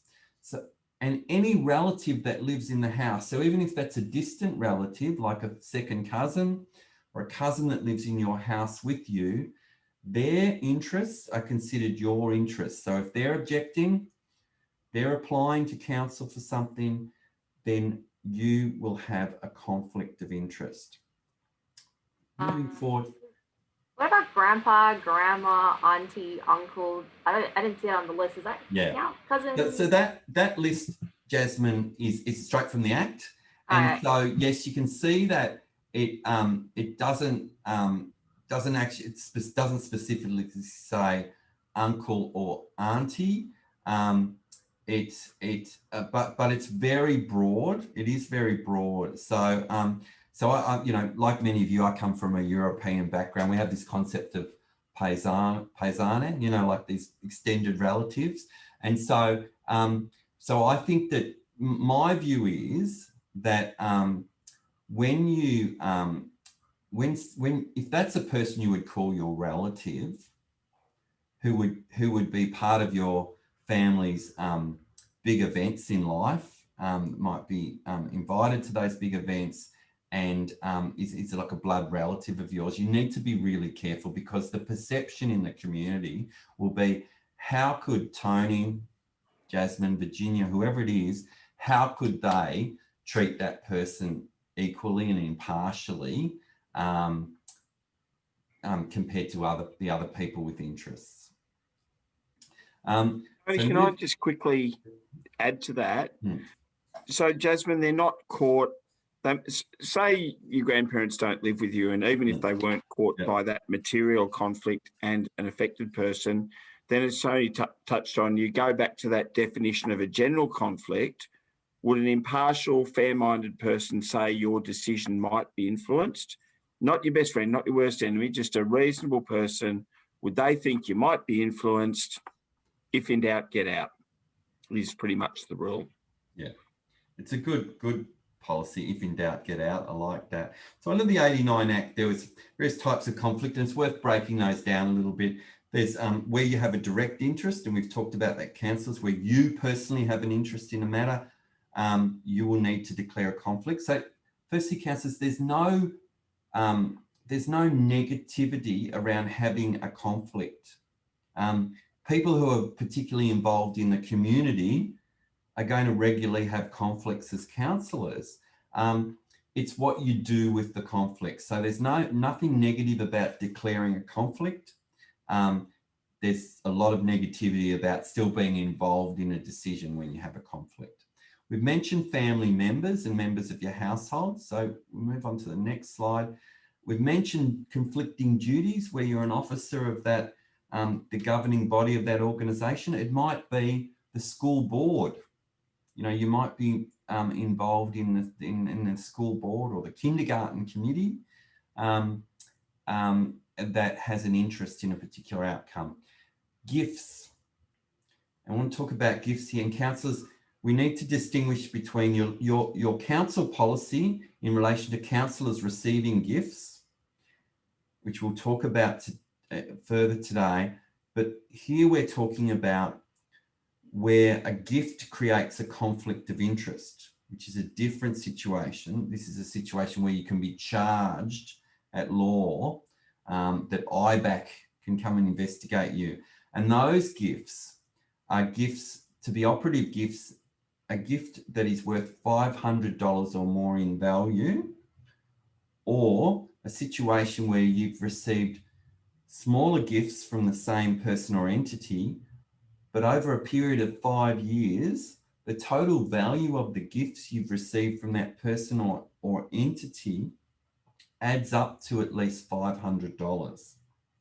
In that situation, you will, at law, have a conflict of interest if you then make a decision about that person or entity. So imagine each year at Christmas time, someone in the community or some company that operates in Brimbank, has lots of dealings in Brimbank, sends you a hamper worth $200.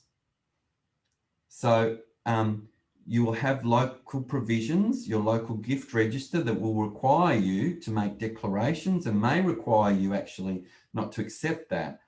But at law, as soon as you receive an accumulation of gifts from an entity the value of which is $500 or more, going back over the last 5 years, then you can actually be charged under this act with a breach of the provisions, and IBAC will definitely be interested in that. So IBAC, the Anti-Corruption Commission in Victoria, will definitely investigate allegations that a councillor has voted in a matter where they've received a gift from the interested party.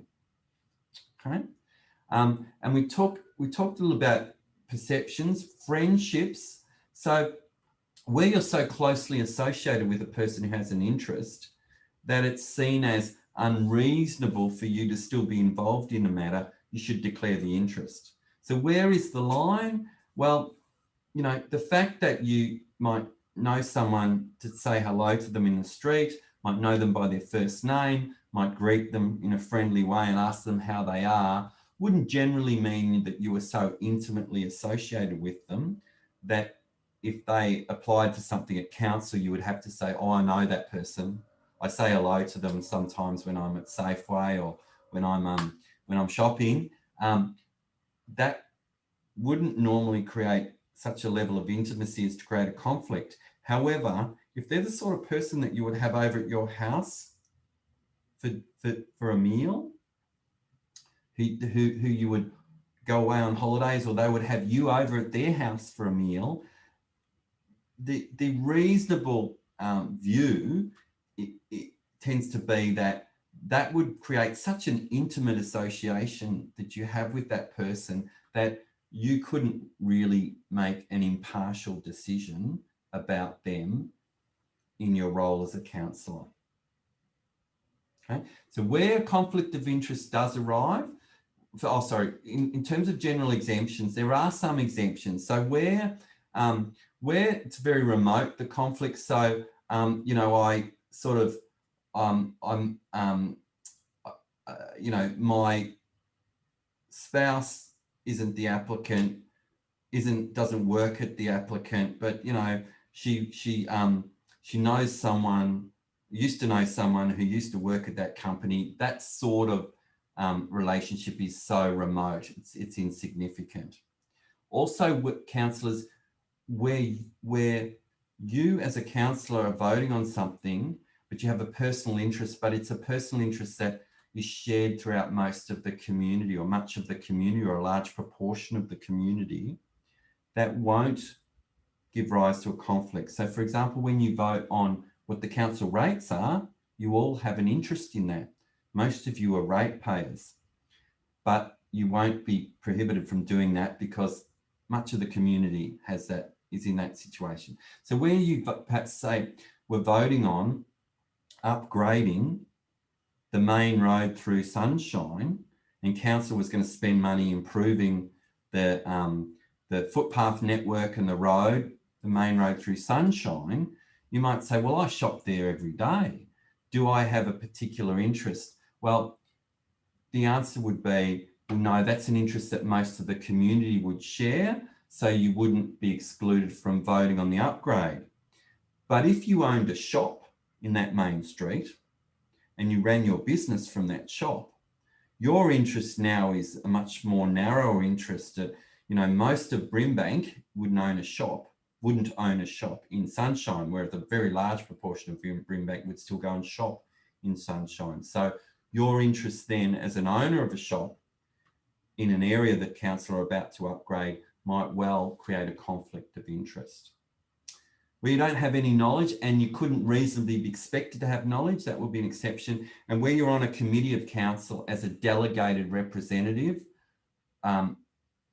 representing that entity that has an interest, and you're a representative of council only. So where you're the council delegate to the Sunshine Chamber of Commerce, and the Chamber of Commerce has asked for some funding, you won't be excluded from voting because you're purely on that chamber as a council representative. If you're on the chamber not as a representative of council, but because you're a trader, you will have a conflict. Does that make sense? What do you have to do? You must disclose conflicts of interest prior to them being considered at a council meeting or at a delegated committee of council. So how you make that disclosure is dealt with in your governance rules, but typically it involves, prior to the matter coming up in the agenda, so when the discussion is about to commence on that item that you have a conflict, you indicate to the chair of the meeting, Madam Chair, Mr. Chair, I need to declare a conflict of interest. You have to explain what the conflict is. So you can't just say, I have a conflict of interest, so I'm leaving. You have to say, I have a conflict because my wife owns a shop in that street. My husband is the applicant. My mum lives next door to that proposed application. You need to explain what the conflict is, and then you need to leave the room. Can't be sort of waiting at the door or within earshot. You need to completely leave the room, allow the decision to take place, and then you're invited back in by the chair. Does everyone understand how that occurs? I think the returning councillors certainly will, and councillors, the new councillors, where you do think you might need to declare a conflict, a chat to one of the returning councillors will be helpful, and also to your governance officer as well. Councillors, so conflicts of interest, just before we finish off on that, I just want to say, again, the key thing there is if in doubt, get out. If in doubt, make the declaration. There are lots of councillors in Brimbank. I think you've got 11 councillors. There will rarely be a situation where so many councillors have a conflict that there isn't a quorum. So it makes sense for you to declare conflicts. And I think with the whole Operation Sandon, the IBAC investigation into what's happened in Casey, and is, you know, has moved over into councils like Kingston and that now, there will be more and more, you know, attention given to this issue for councillors. So all of us need to be really careful of declaring conflicts. Steve, moving on to gifts and bribery. So councillors, it is an offence for you under the Local Government Act now to accept a gift that has a value of $500 or more. So I've got to see greater than $499 there. To accept a gift from anyone, unless you can record in the register who you received the gift from. So you've got to get their name and address, and you have to believe it's reasonably accurate. So if you say, oh, who are you? And they say, oh, you know, John Smith, or they may, you think it's not likely that that's truthful when they tell you a name and address, then you can't accept the gift. Anonymous gifts, there's an exception where you receive something anonymously if you pass it on to council within 30 days. Now, this is really critical because you will sometimes receive unsolicited gifts that you didn't ask for. And in those circumstances, you need to be talking to your officers and declaring the gift. Under the legislation, council must have a gift policy and it must be put in place within 6 months of the election. Did any of the councillors know if you've already got a gift policy in place? You do? Yeah. And what is the threshold for you as councillors to record that gift in your gift register? The amount of money, value. Anyone know? $50. $50, yeah. And Virginia, that's it. Thanks for that. That is a common threshold across many councils. So many councils have policies like, coming up on the next slide, which deal with professional development. So where you get invited to go along to, you know, a law firm or you know, a representative association or some other entity in the community is offering some training, some professional development training, that the analysis in terms of accepting that is about whether it materially assists in the conduct of council business, and you'll have to request a tax invoice for the value so that council can pay for that typically. So always check with your officers before you want to go and attend something that's offered directly to you as opposed to through the council. We go along to events and you're representing council and you're offered a drink you're offered a meal, there's food on a platter, or you're asked to sit down and have a meal, it's acceptable for you to partake in that hospitality, have that drink, a meal, if it's at an event that you're attending in an official capacity. If you're there as a representative of council, and that's typically you're wearing the council badge, you'll typically, someone from council will be giving a speech or being acknowledged. In those situations, you're entitled to accept reasonable hospitality. That's different from a situation where you're you're given something in appreciation for being a counsellor. So let me give you an example. If you were to even go along to have a discussion with a community group, and they offer you a cup of coffee while you're there, and someone has some pieces of cake that are brought out, that would be reasonable hospitality potentially for you to have that cup of coffee, cup of tea, while you were talking to that community group in your role as a counsellor. But where that entity in the community then says to you, here's some tickets to the local to the MCG to go to the football or to the Grand Prix or to the tennis for you and your spouse, that's clearly unconnected with your official role, and would be hospitality that you're not entitled to accept, and you would have to declare that hospitality as a minimum. Okay, is the process around gifts understood, councillors? Yep. Yep, the hand up, Virginia, and then Jasmine. And there's a few hands, so start with you, Virginia. I guess with hospitality, because we live in a very highly diverse multicultural community, yep. Where we've got over 170 cultures, and a lot of people, they want to make us feel welcome, and always invite us for a coffee, a biscuit, or whatever. Some people will give us a bunch of flowers, even just as a gratitude. I guess for a lot of those cultures too, it's impolite, and I remember going to functions where we got asked to get up and say a few words without the mayor being there, and that caused a lot of issues as well. So I guess for me, is that, how do we cater to the cultural sensitivities in our very diverse community? Because it can be rude to say to people, I'm not coming in to have a meal with you because it's a conflict for me to accept a meal.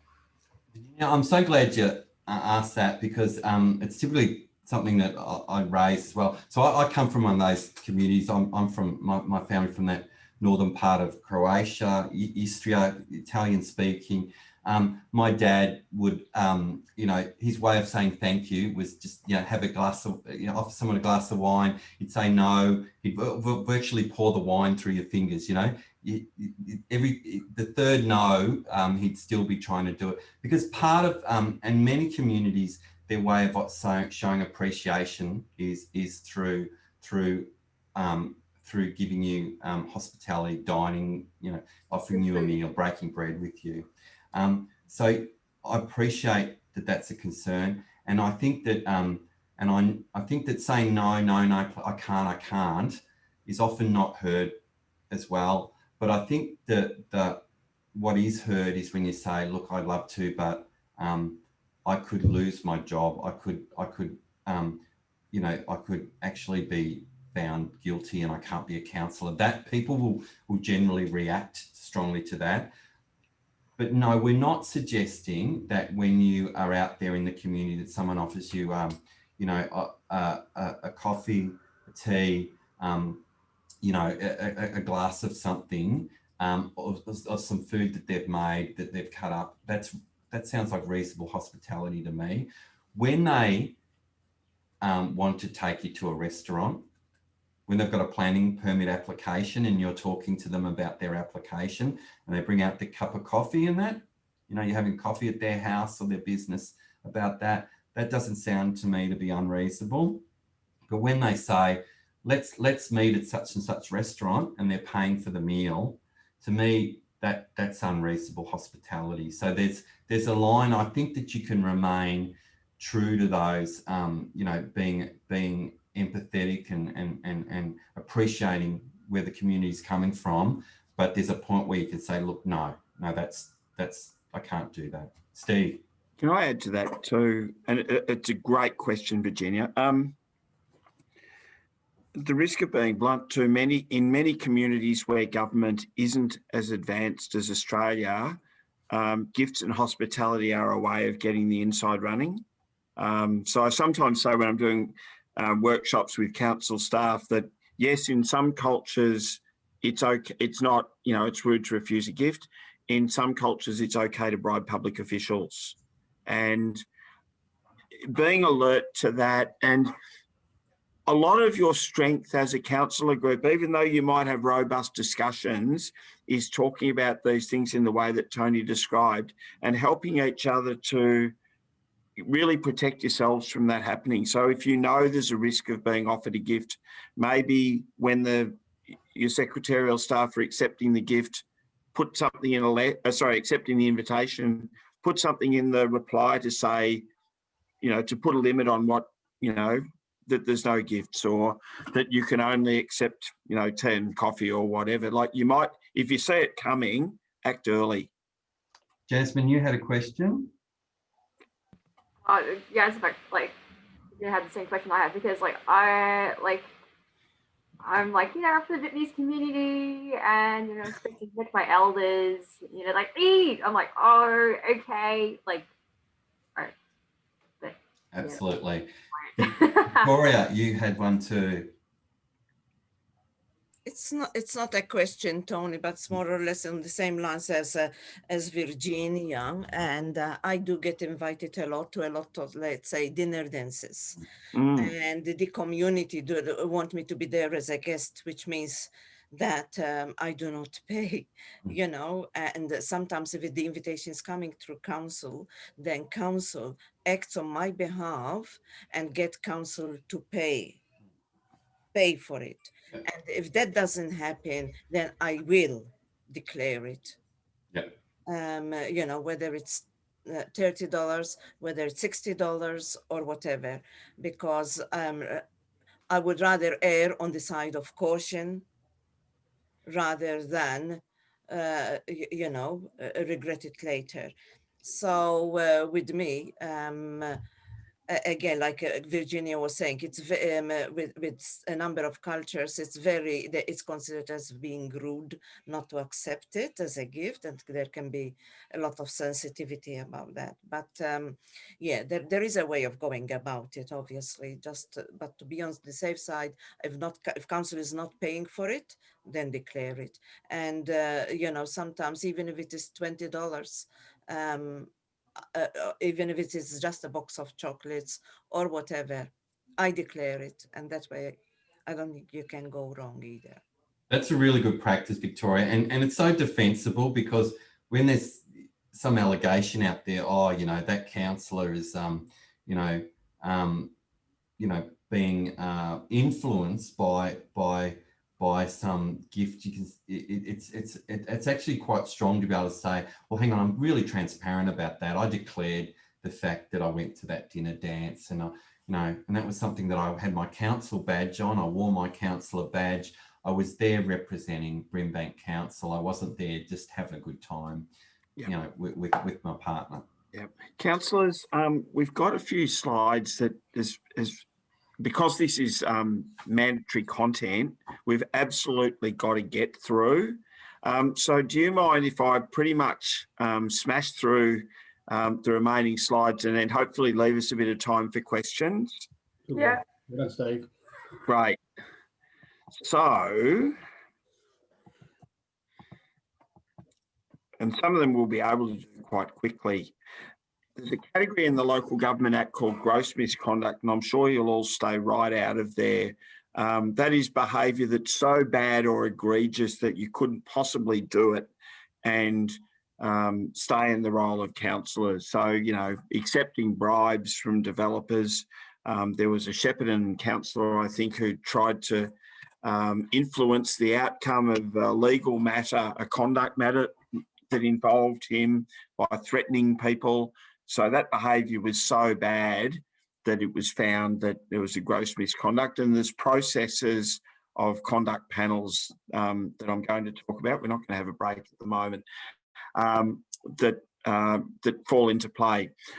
Some of the other traps, though, are what's called misuse of position. So using your councillor role to advantage or cause detriment to someone is something to be really alert to. And a really key message here is be absolutely aware of the process that you're in and the basis on which decisions should be made.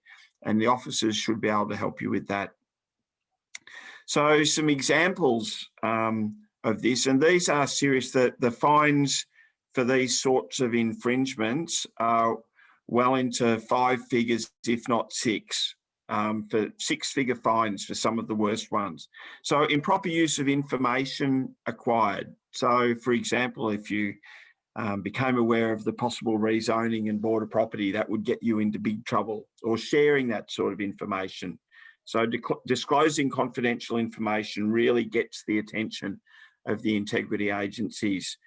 We talked about directing and improperly influencing a member of council staff, particularly delegated and authorised staff, particularly staff who are writing council reports.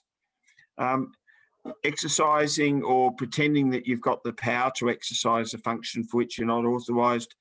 And it's really useful to remember that the role of councillor is a non-executive role. So your power comes not as individuals, but when you come together as a group in a legally constituted council meeting. That's where you make your decisions.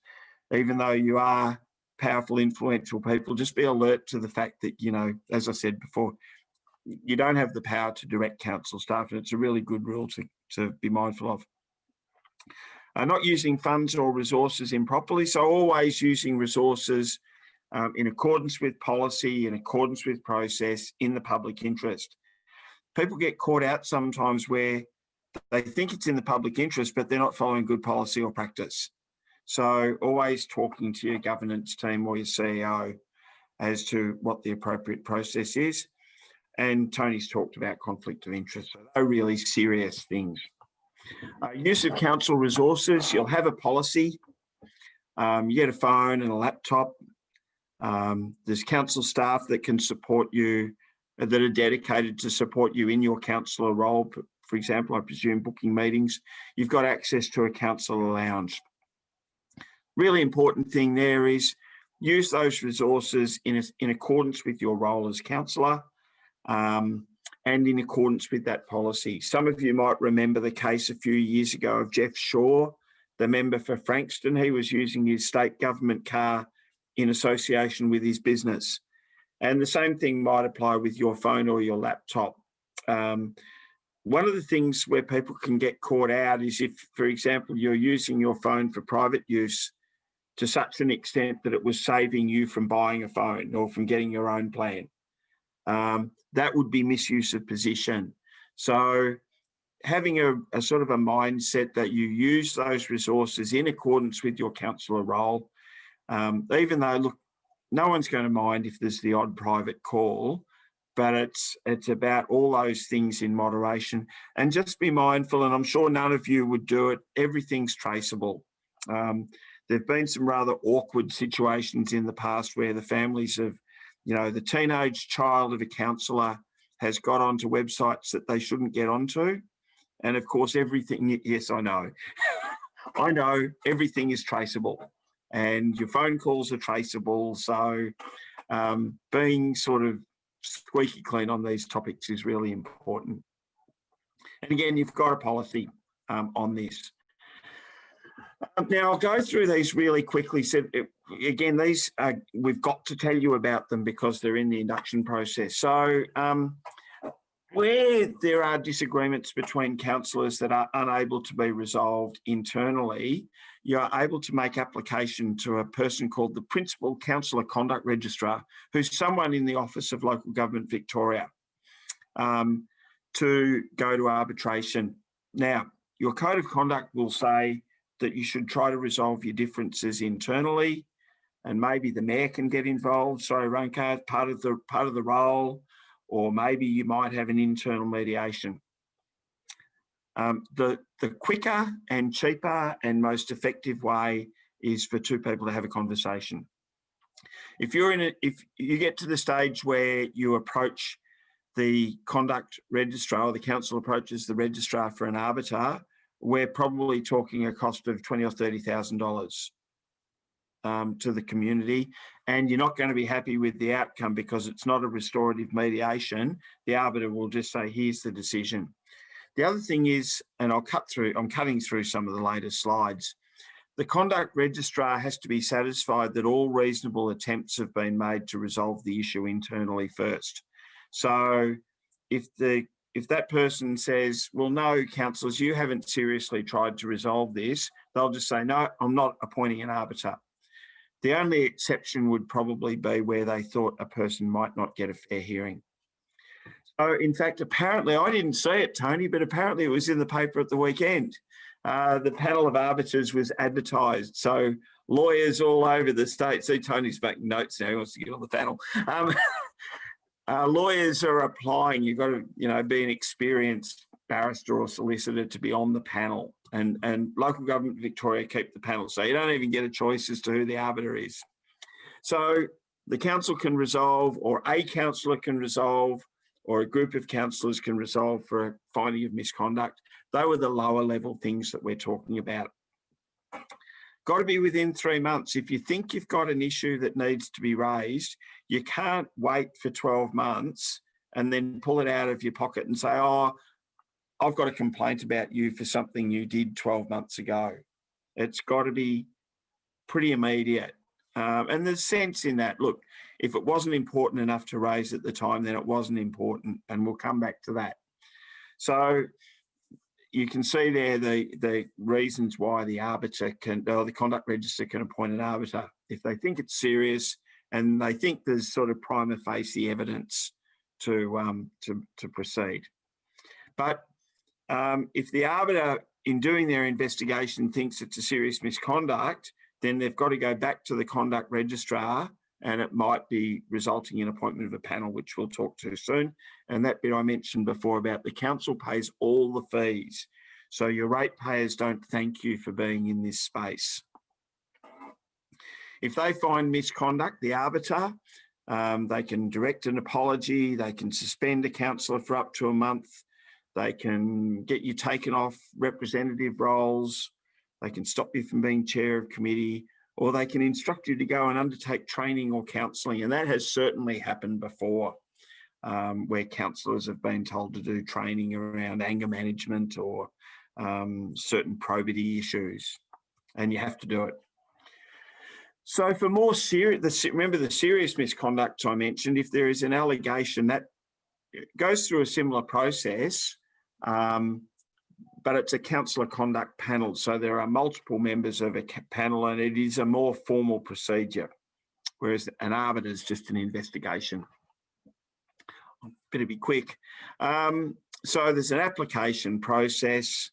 It needs to be quite detailed. It can be within 12 months. So it's a bit longer than the other one because there's serious issues. Just quickly, only the Chief Municipal Inspector can apply for a hearing about a failure to disclose a conflict of interest. So that really supposes that if someone thinks that a councillor hasn't disclosed a conflict of interest, that's a matter that needs to be referred to the Chief Municipal Inspector. Registrar will decide whether to appoint a panel, and the CC, once a panel's appointed, if they ask you to attend, you need to. They will get whatever information they need from the council, and they can direct attendance to the hearing, as I said. They may well deal with confidential information, and if that's so, any information out of a panel hearing, it remains confidential, and the due process has to apply. So the panel has to have a hearing before it can come up with an answer, and they're not open to the public. So again, a panel can actually make a finding of serious misconduct or or require remedial action anyway, or dismiss the action. If it's a finding of serious misconduct, you become ineligible to be mayor or deputy mayor for the remainder of that council's term, unless the panel specifically says, oh, it was a misconduct, but you can still be mayor. A serious misconduct can be reprimand. They can require an apology and tell you what words to use. You can be suspended for 12 months, or you can be stopped for being a chair. And similar things. There's nothing you need to know there. And some really quick suggestions. I don't know if anyone's seen this book. Have you done some work with Janet Quivers as part of your... Janet loves this. This is Janet's model. It's actually Anthony Lencioni's model, but about being a coherent group, trust, practicing working through your conflict, committing to your decisions, being accountable to each other, and focusing on a group goal. They're really important things to do. I left us a few minutes for questions, councillors. It's pretty much open floor. What queries you've got? There was a lot in that. Virginia? No, you're on mute.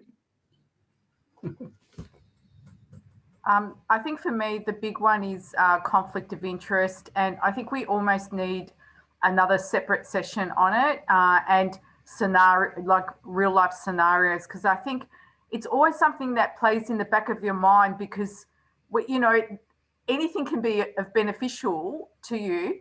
And I think that people genuinely want to do the right thing and make sure that they're not putting themselves or their community. Also, for example, like I was on the Friends of Maribyrnong Valley, which, you know, is a environment group, which I've been involved with, volunteering. So I did the right thing because when I ran again, I decided to withdraw and cancel my membership to it because they were very upset and they said, look, you know, we really would have liked you to be mentoring us. And I thought, well, if a decision does come up that involves, you know, this group, I would then be put in that position where I have to declare a conflict of interest. And so for me, it's better that I step away. And it's a really good point, Virginia, too. And sometimes you might still have a perceived or a general conflict because you'd been in a group last year. Someone might say, oh, well, you're still influenced by that. And there's a lot to be said. I mean, sometimes you'll be caught out because people will want you to be involved in their group. I know in situations, for example, one of say it's the Rotary Club, they might say, oh, well, council, we'd like to make you an honorary member. Well, maybe you're better off not being an honorary member for that very sort of reason. But people will want to offer you that sort of thing. Yeah. Yeah. Any other questions? Jasmine? I think about that example with the councillor who has a gym.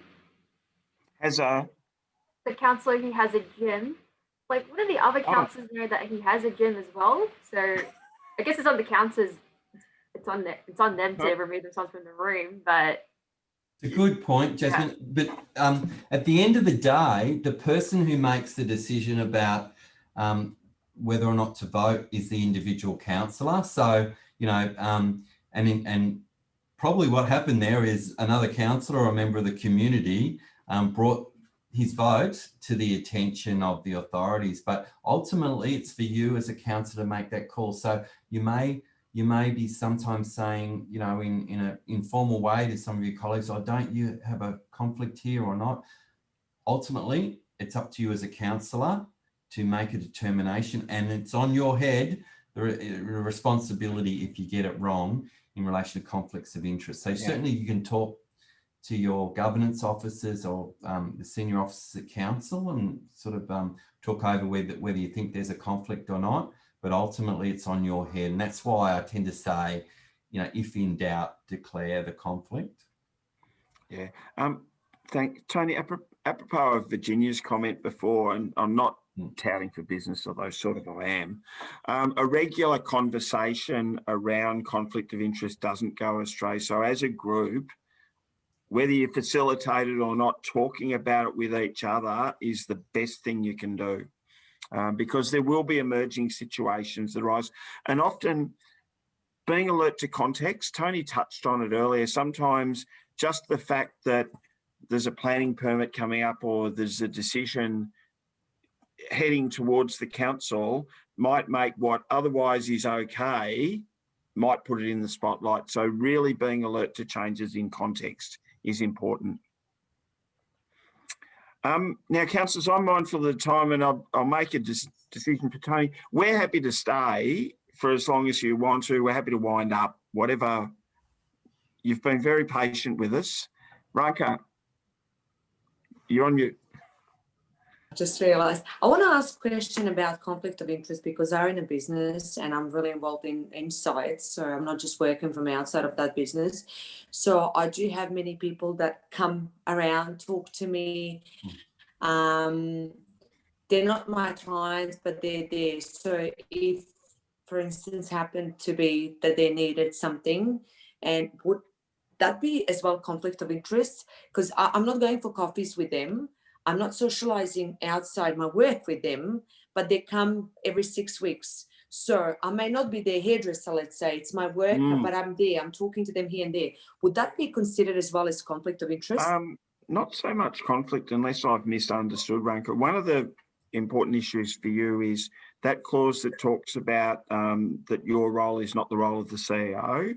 And if those people try to make you the portal for every service request they've got of the council, that's a bit of a problem. So it's always being alert to the fact that if someone's got a routine service request, ideally, and you're never going to get there completely, they should lodge their request in the way that is on the council website. And then as soon as they log it, it's been tracked and it happens as quickly as possible. If people are seeing you as the portal for them to get things done, again, it becomes problematic for you and for the organisation. And we haven't really talked on it today. One of the real challenges for you as a councillor, remember Tony talked about all those high-level strategic documents.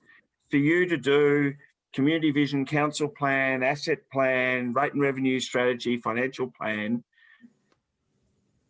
to do those things, you need to be able to stay up and work on the business, not in the business, is the way you can best describe it. So finding a way to keep your customers and be cheerful to them, but not have them dragging you into every pothole or tree root issue is a real challenge for you. But you need to find the words so that they know that you do care and you do pay attention.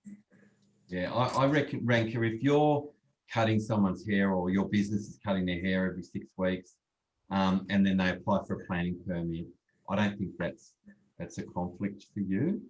I think that that there may be other businesses though who so rely on. So if your business, you know, like if you're cutting someone's hair every 6 weeks, that individual would be a small proportion of the total revenue of that business. Take another example where you might be a tradesperson, electrician, that builder might be 20% of your business. That's then becoming something to me that I would say, well, that's something a reasonable person would say, well, you'll be influenced by that. So, you know, the fact that you cut someone's hair every 6 weeks, you know, how many customers you must have, that would be a very small proportion of the business. But for other people, a customer might be a significant proportion of their business. So a conflict might arise. So in each case, you look at the circumstances. But Steve's point is really good. If you're, because you're so accessible in the community, if you become the person they talk to about operational matters, about, you know, this person's complaining that they've got a fine for their dog at large, you're much better to be encouraging them to use the customer service portals at council, because it becomes, firstly, it'll distract you from your key priorities, and you can't win in these things because sometimes you're really sympathetic to the person, but you know, their dog did get at large, so they're going to get a fine. So you don't want to get involved in that as a councillor because you're going to lose out. But also, that is the role of the CEO and the executive to make those decisions. Your role is really to set policy, which is not to get bogged down in the operational stuff.